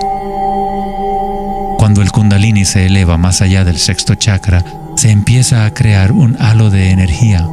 Los halos aparecen constantemente en las pinturas religiosas de diferentes tradiciones en todas partes del mundo.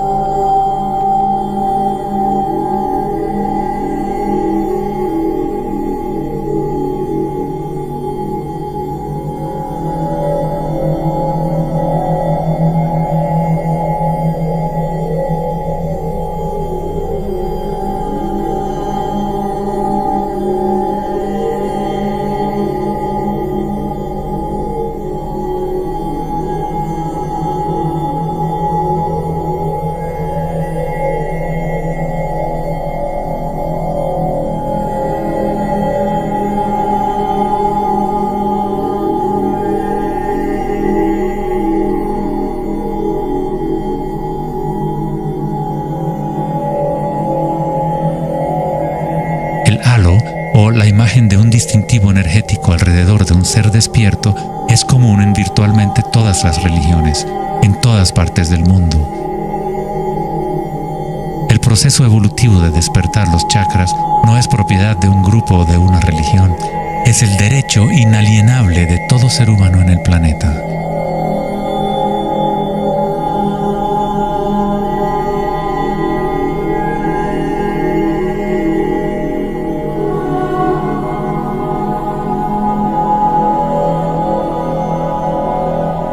El chakra de la corona es la conexión con lo divino, aquello que está más allá de la dualidad, más allá del nombre y la forma. Akenatón fue un faraón cuya esposa era Nefertiti. Era llamado el Hijo del Sol. Él descubrió Atón, o la palabra de Dios en su interior, uniendo el Kundalini y la conciencia.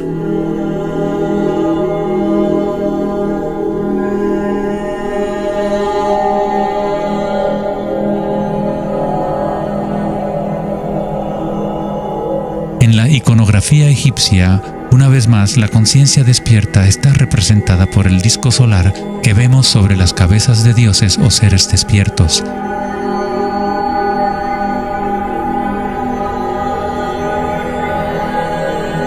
En las tradiciones hindú y yógica, se denomina Sahasrara a ese halo, el loto de 1000 pétalos.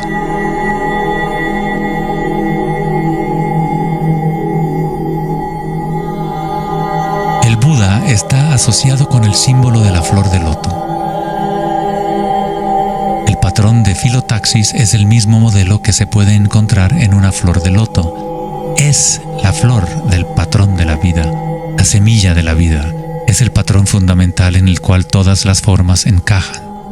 Es la forma absoluta del espacio mismo o una cualidad inherente a Akasha.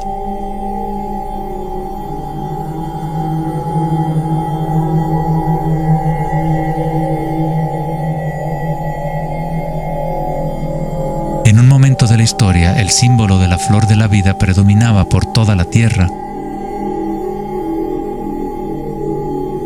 La flor de la vida se encuentra custodiada por leones en lugares más sagrados de China y otras partes de Asia.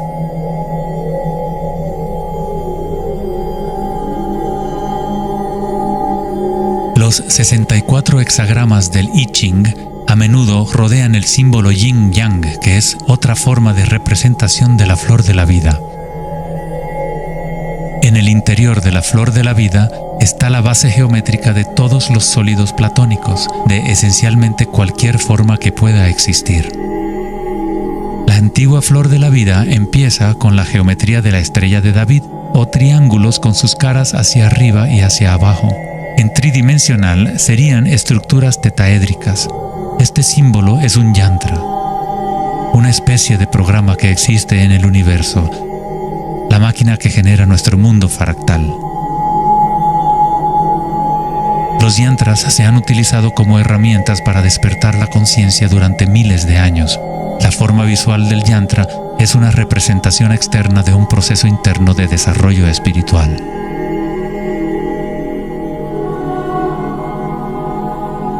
Es la música oculta del universo hecha visible, compuesto por la intersección de formas geométricas y patrones de interferencia.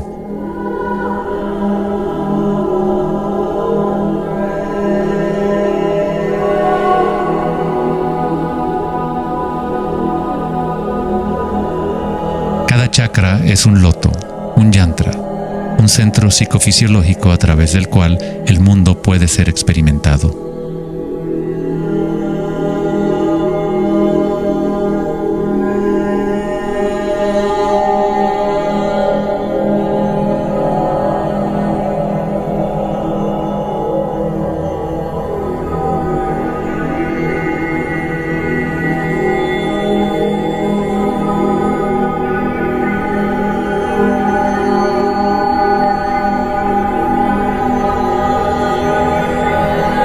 Tradicional, tal como se puede encontrar en la tradición tibetana, posee valiosas capas de significado, a veces incorporando una cosmología y visión del mundo por completo. El yantra es un patrón en constante evolución que trabaja a través del poder de la repetición o iteración de un ciclo. El poder del yantra está casi perdido en el mundo de hoy, ya que buscamos significado solo en la forma externa y no lo conectamos a nuestras energías internas a través de la intención.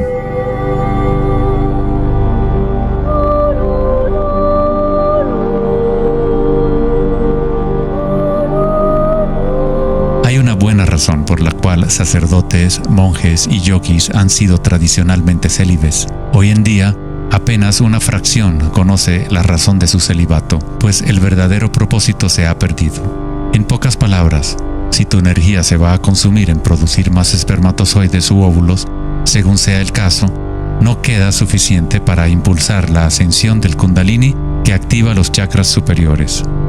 El Kundalini es energía vital, la cual es también energía sexual. Cuando la conciencia se enfoca menos en deseos animales y se coloca en los objetos que reflejan los chakras superiores, esta energía fluye de regreso a la médula espinal ascendiendo hacia esos chakras. Muchas de las prácticas tántricas enseñan a dominar la energía sexual con el fin de poder utilizarla para una mayor evolución espiritual.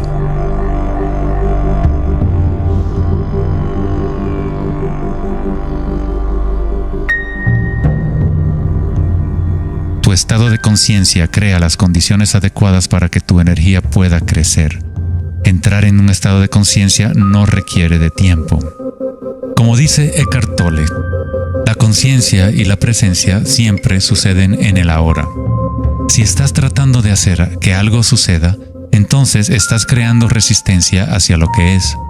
Es la eliminación de toda resistencia lo que permite que la energía evolutiva se desarrolle.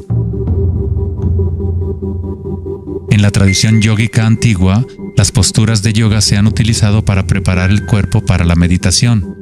El Hatha Yoga nunca fue enseñado como un régimen de ejercicio, sino como una forma de conectar nuestro mundo interior y exterior.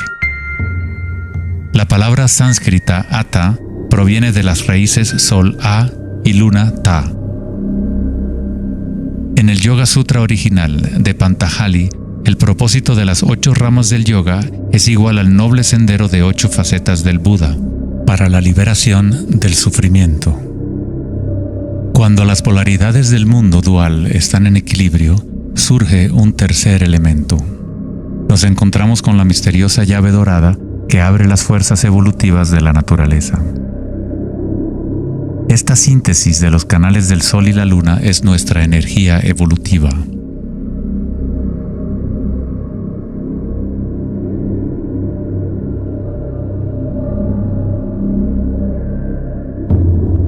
Puesto que ahora los seres humanos se identifican casi exclusivamente con sus pensamientos y con el mundo exterior, es en raras ocasiones que un individuo logra el equilibrio entre las fuerzas internas y externas, lo que permite el despertar natural del Kundalini.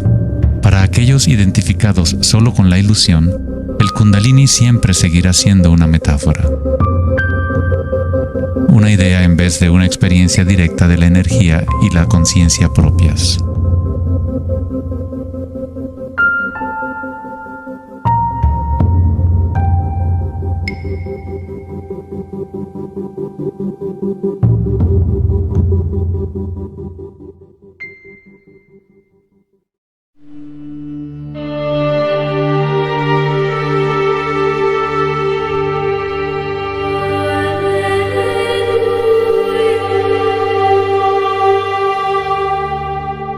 La vida, la libertad y la búsqueda de la felicidad.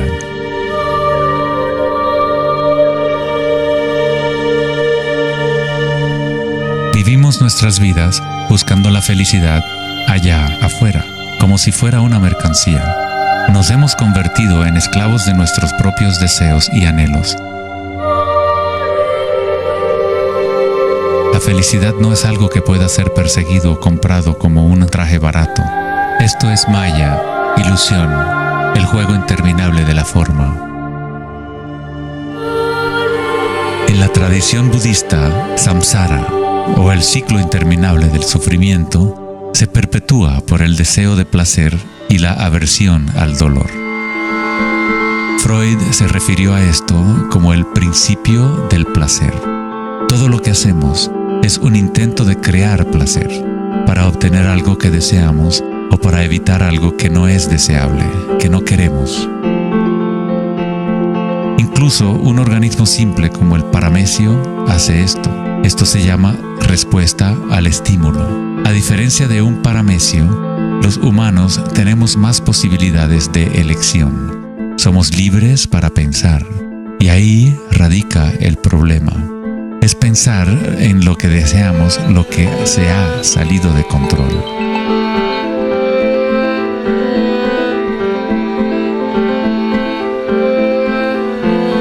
Safety systems armed.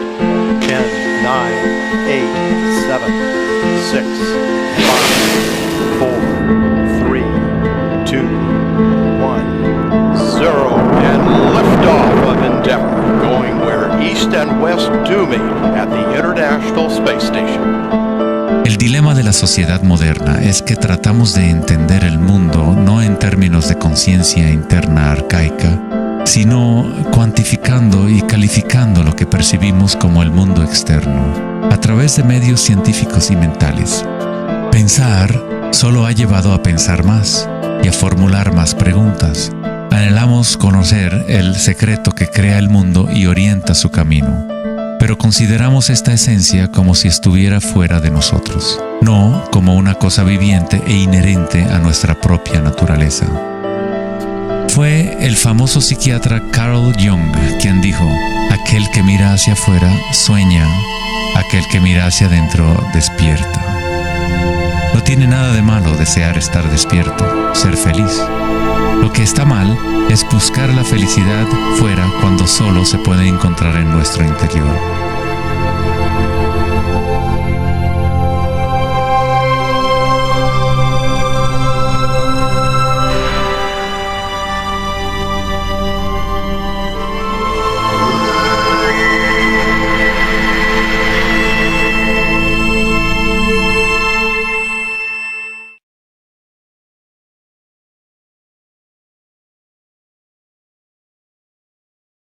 Más allá del pensamiento. El 4 de agosto de 2010, en la conferencia Techonomy en Lake Tahoe, en California, Eric Schmidt, director ejecutivo de Google, mencionó una estadística asombrosa. Cada 2 días creamos la misma cantidad de información que hemos creado desde los albores de la civilización hasta el año 2003. Es algo así como 5 exabytes de datos.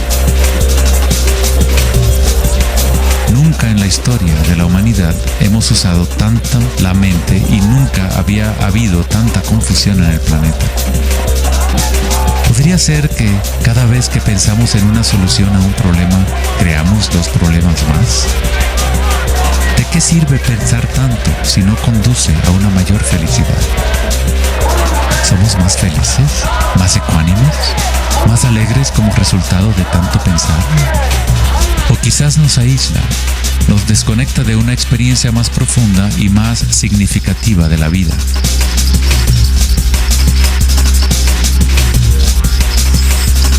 Pensar, actuar y hacer deben estar en equilibrio con el ser. Después de todo, somos seres humanos, no actos humanos.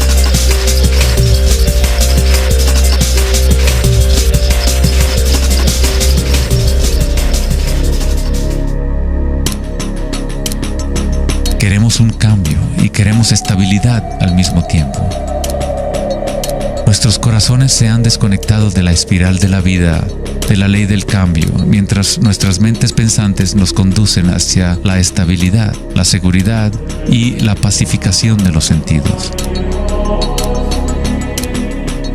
Con una fascinación morbosa, observamos asesinatos, tsunamis, terremotos y guerras.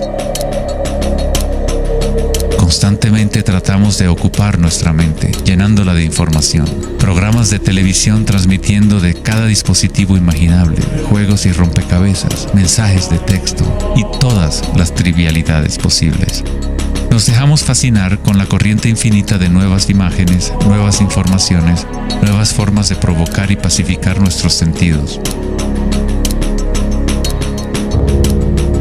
los momentos de reflexión interior, nuestro corazón nos dirá que hay algo más en la vida que nuestra realidad actual. Que vivimos en un mundo de espíritus hambrientos, siempre anhelando más y nunca satisfechos.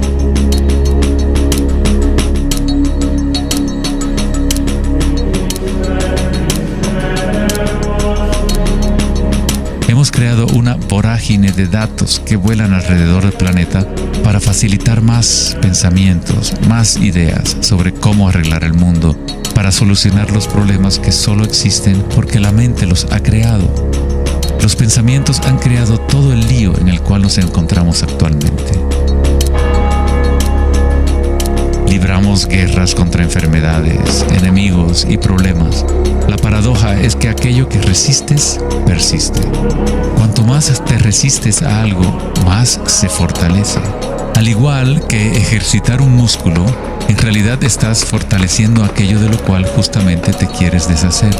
Entonces, ¿cuál es la alternativa al pensamiento? ¿Qué otros mecanismos pueden utilizar los seres humanos para existir en este planeta?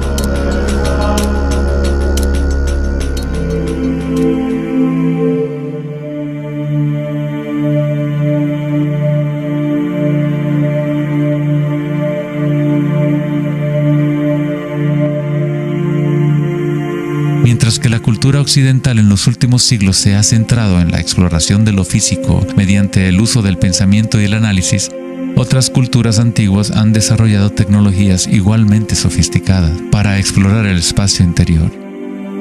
Es la pérdida de nuestra conexión con nuestro mundo interior lo que ha creado un desequilibrio en nuestro planeta. El antiguo inquilino, «Conócete a ti mismo», ha sido reemplazado por el deseo de experimentar en el mundo externo de la forma. Responder a la pregunta ¿quién soy?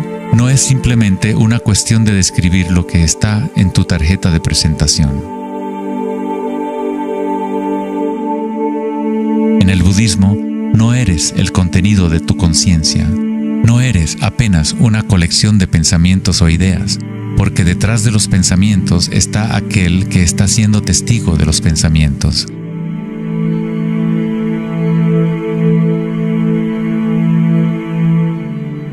El dicho enfático, «Conócete a ti mismo», es un koan del Zen, un acertijo sin respuesta. Como un perro persiguiendo su cola, es solo la identidad del ego que quiere encontrar una respuesta, un propósito.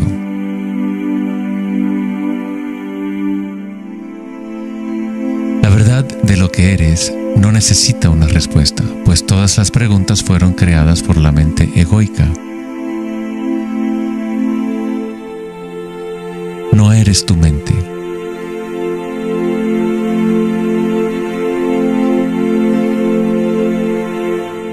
La verdad no yace en más respuestas, sino en menos preguntas. Como dijo Joseph Campbell, no creo que la gente esté buscando el significado de la vida, más bien buscan la experiencia de estar vivos.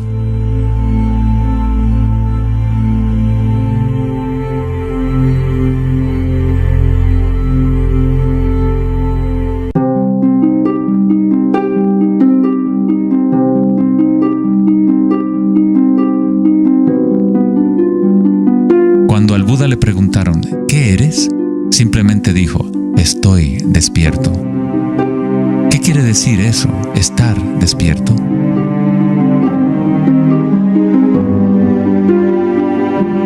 El Buda no dice exactamente qué es, porque el florecimiento de cada vida individual es diferente, pero sí dice algo, es el fin del sufrimiento.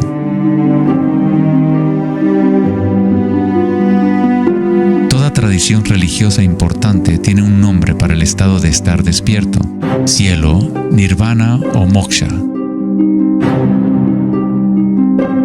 Una mente en calma es todo lo que hace falta para comprender la naturaleza de la corriente. Todo lo demás ocurrirá una vez que tu mente esté en calma.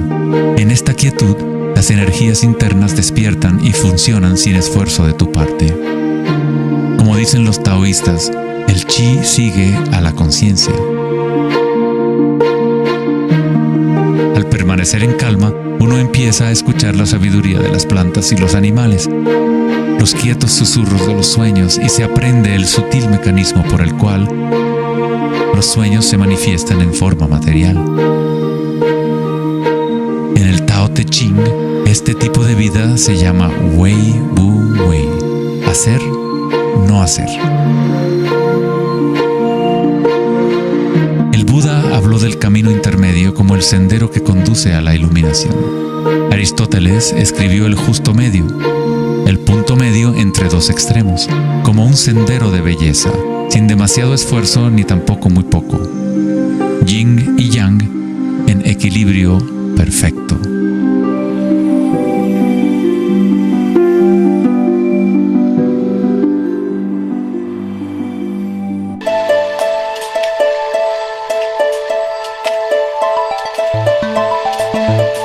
La noción de Vedanta sobre Maya, o la ilusión, es que no experimentamos el medio ambiente en sí, sino una proyección creada por los pensamientos.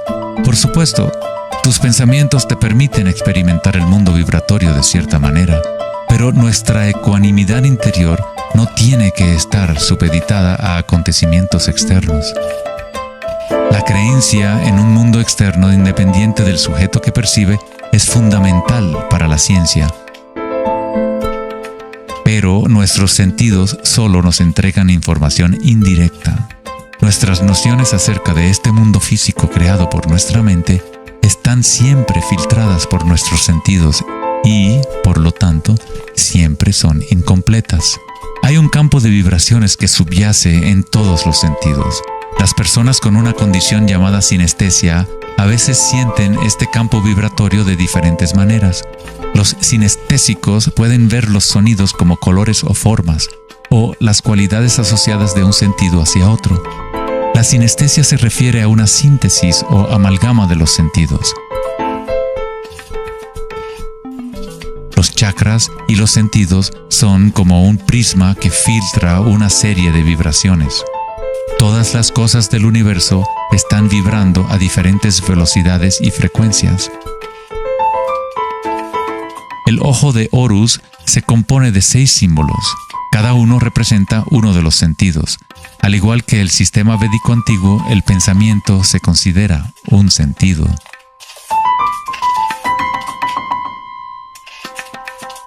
Los pensamientos se perciben simultáneamente como sensaciones que se experimentan en el cuerpo. Surgen de la misma fuente vibratoria. El pensamiento es simplemente una herramienta, uno de los 6 sentidos. Pero lo hemos llevado a un estado tan elevado que nos identificamos con nuestros pensamientos. El hecho de que no identificamos el pensamiento como uno de los 6 sentidos es muy significativo. Estamos tan inmersos en nuestros pensamientos que al tratar de explicar el pensamiento como un sentido, es como explicarle a un pez el agua. ¿Agua? ¿Qué agua?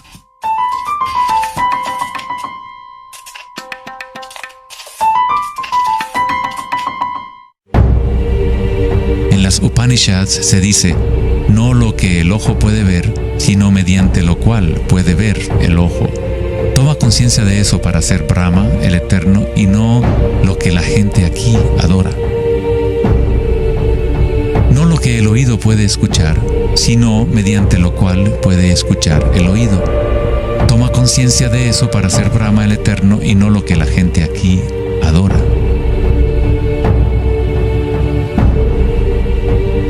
No lo que el habla puede iluminar, sino mediante lo cual el habla puede iluminarse. Toma conciencia de eso para ser Brahma, el Eterno, y no lo que la gente aquí adora.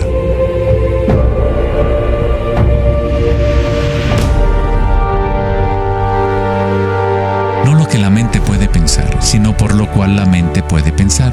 Toma conciencia de eso para ser Brahma, el Eterno, y no lo que la gente aquí adora.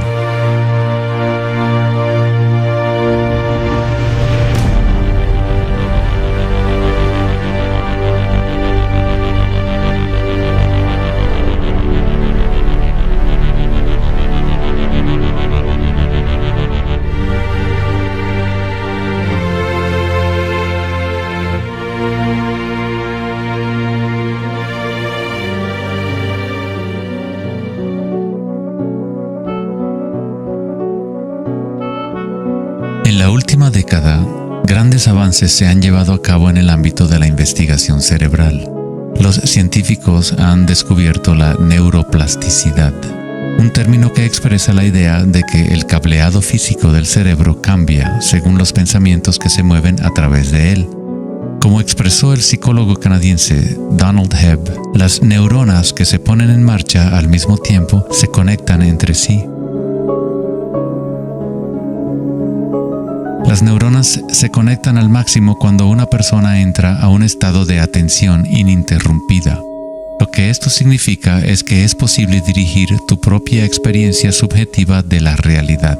Literalmente, si tus pensamientos son de temor, preocupación, ansiedad y negatividad, estás incrementando la conexión para que surjan más pensamientos similares.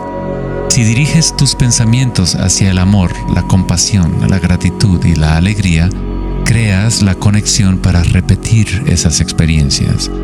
¿Cómo hacerlo cuando estamos rodeados de violencia y sufrimiento? ¿No es esto una especie de engaño o vana ilusión? La neuroplasticidad no es lo mismo que la noción de la nueva era que dice que creas tu realidad con pensamientos positivos. En realidad es lo mismo que el Buda enseñó hace 2500 años. La meditación vipassana o la meditación introspectiva podría describirse como neuroplasticidad autodirigida. Aceptas tu realidad tal como es, como realmente es.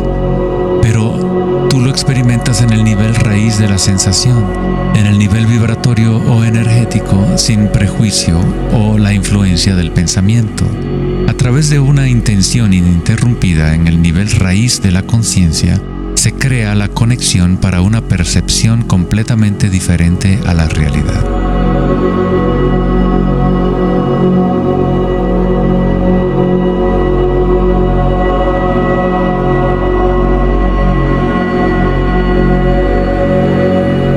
La mayor parte del tiempo lo entendemos al revés. Estamos permitiendo constantemente que las ideas sobre el mundo exterior conformen nuestras redes neuronales, pero nuestra ecuanimidad interior no tiene que estar supeditada a acontecimientos externos. Las circunstancias no importan, solo mi estado de conciencia importa. Meditación en sánscrito significa estar libre de cualquier tipo de medición o evaluación, libre de toda comparación, de todo devenir. No estás tratando de convertirte en algo más, estás de acuerdo con lo que es. La forma de superar el sufrimiento del reino físico es aceptándolo por completo, decirle que sí a todo para que se convierta en parte tuya en vez de tú ser parte de eso.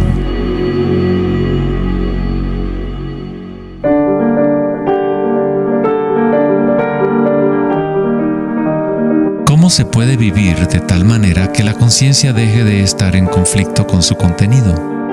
¿Cómo puede uno vaciar el corazón de las ambiciones mezquinas? Debe haber una revolución total en la conciencia, un cambio radical en la orientación del mundo exterior al interior. No es una revolución provocada solo por la voluntad o el esfuerzo, sino también por la entrega total, la aceptación de la realidad tal como es. Solamente desde el corazón podemos tocar el cielo. Rumi. La imagen del corazón abierto de Cristo transmite de forma poderosa la idea de que uno debe abrirse al dolor. Uno debe aceptar todo si desea permanecer abierto a la fuente de la evolución. Esto no significa que te conviertes en un masoquista. No buscas dolor, pero cuando el dolor viene, lo cual inevitablemente ocurre, simplemente aceptas la realidad tal como es en lugar de anhelar otra realidad. Los hawaianos han creído durante mucho tiempo que es a través del corazón que aprendemos la verdad. El corazón tiene su propia inteligencia, tan obvia como la del cerebro. Los egipcios creían que el corazón, y no el cerebro, era la fuente de la sabiduría humana. El corazón era considerado el centro del alma y la personalidad. Era a través del corazón que se expresaba la divinidad, impartiendo conocimientos a los antiguos egipcios sobre su verdadero camino. Este papiro representa la medición del peso del corazón. Era considerado algo bueno pasar la vida después de la muerte con un corazón liviano. Eso significaba que habías tenido una buena vida. Una etapa universal o arquetípica que experimentan las personas en el proceso del despertar del centro del corazón es la experiencia de la energía personal como la energía universal.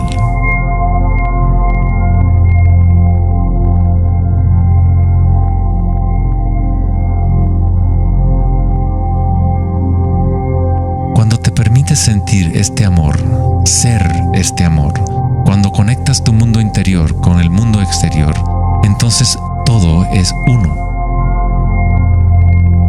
¿Cómo podemos experimentar la música de las esferas? ¿Cómo se abre el corazón?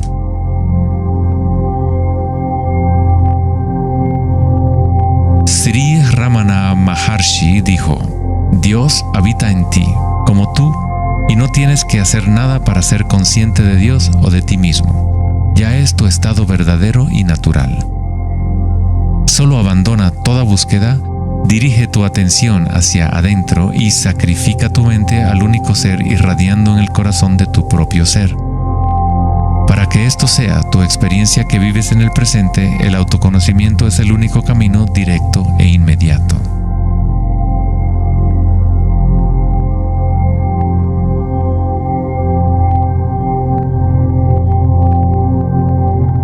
Cuando concilias y observas las sensaciones internas, tu vitalidad interior, estás observando en realidad el cambio. Esta fuerza del cambio es el surgimiento y la muerte que ocurren cuando la energía cambia de forma. El grado en que una persona ha evolucionado o alcanzado la iluminación es el grado en que uno ha adquirido la capacidad de adaptarse a cada momento o a transmutar la corriente de circunstancias humanas, siempre cambiantes, el dolor y el placer en gozo.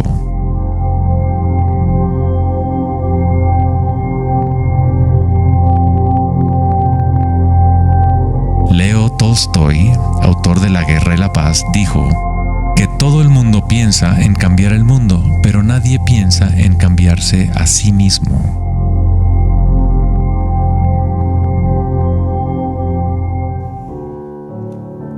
Darwin dijo que la característica más importante para la supervivencia de la especie no es la fuerza o la inteligencia, sino la capacidad de adaptación a los cambios.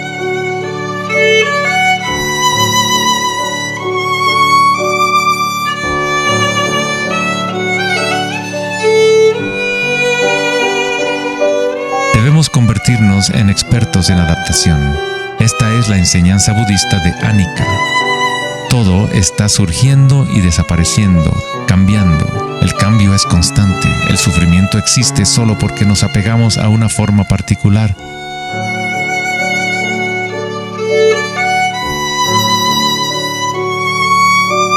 Cuando te conectas a la parte tuya que observa, con la comprensión de Anicca, el gozo surge en el corazón.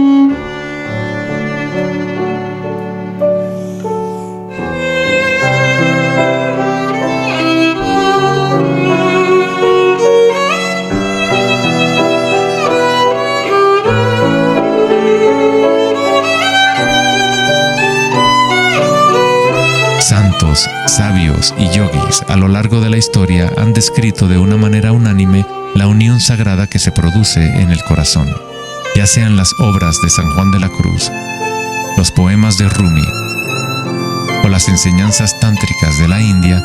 Todas estas enseñanzas diferentes tratan de expresar el misterio sutil del corazón. En el corazón, esta es la unión de Shiva y Shakti, la penetración masculina en la espiral de la vida y la entrega femenina al cambio. Atestiguar y aceptar de forma incondicional todo lo que es.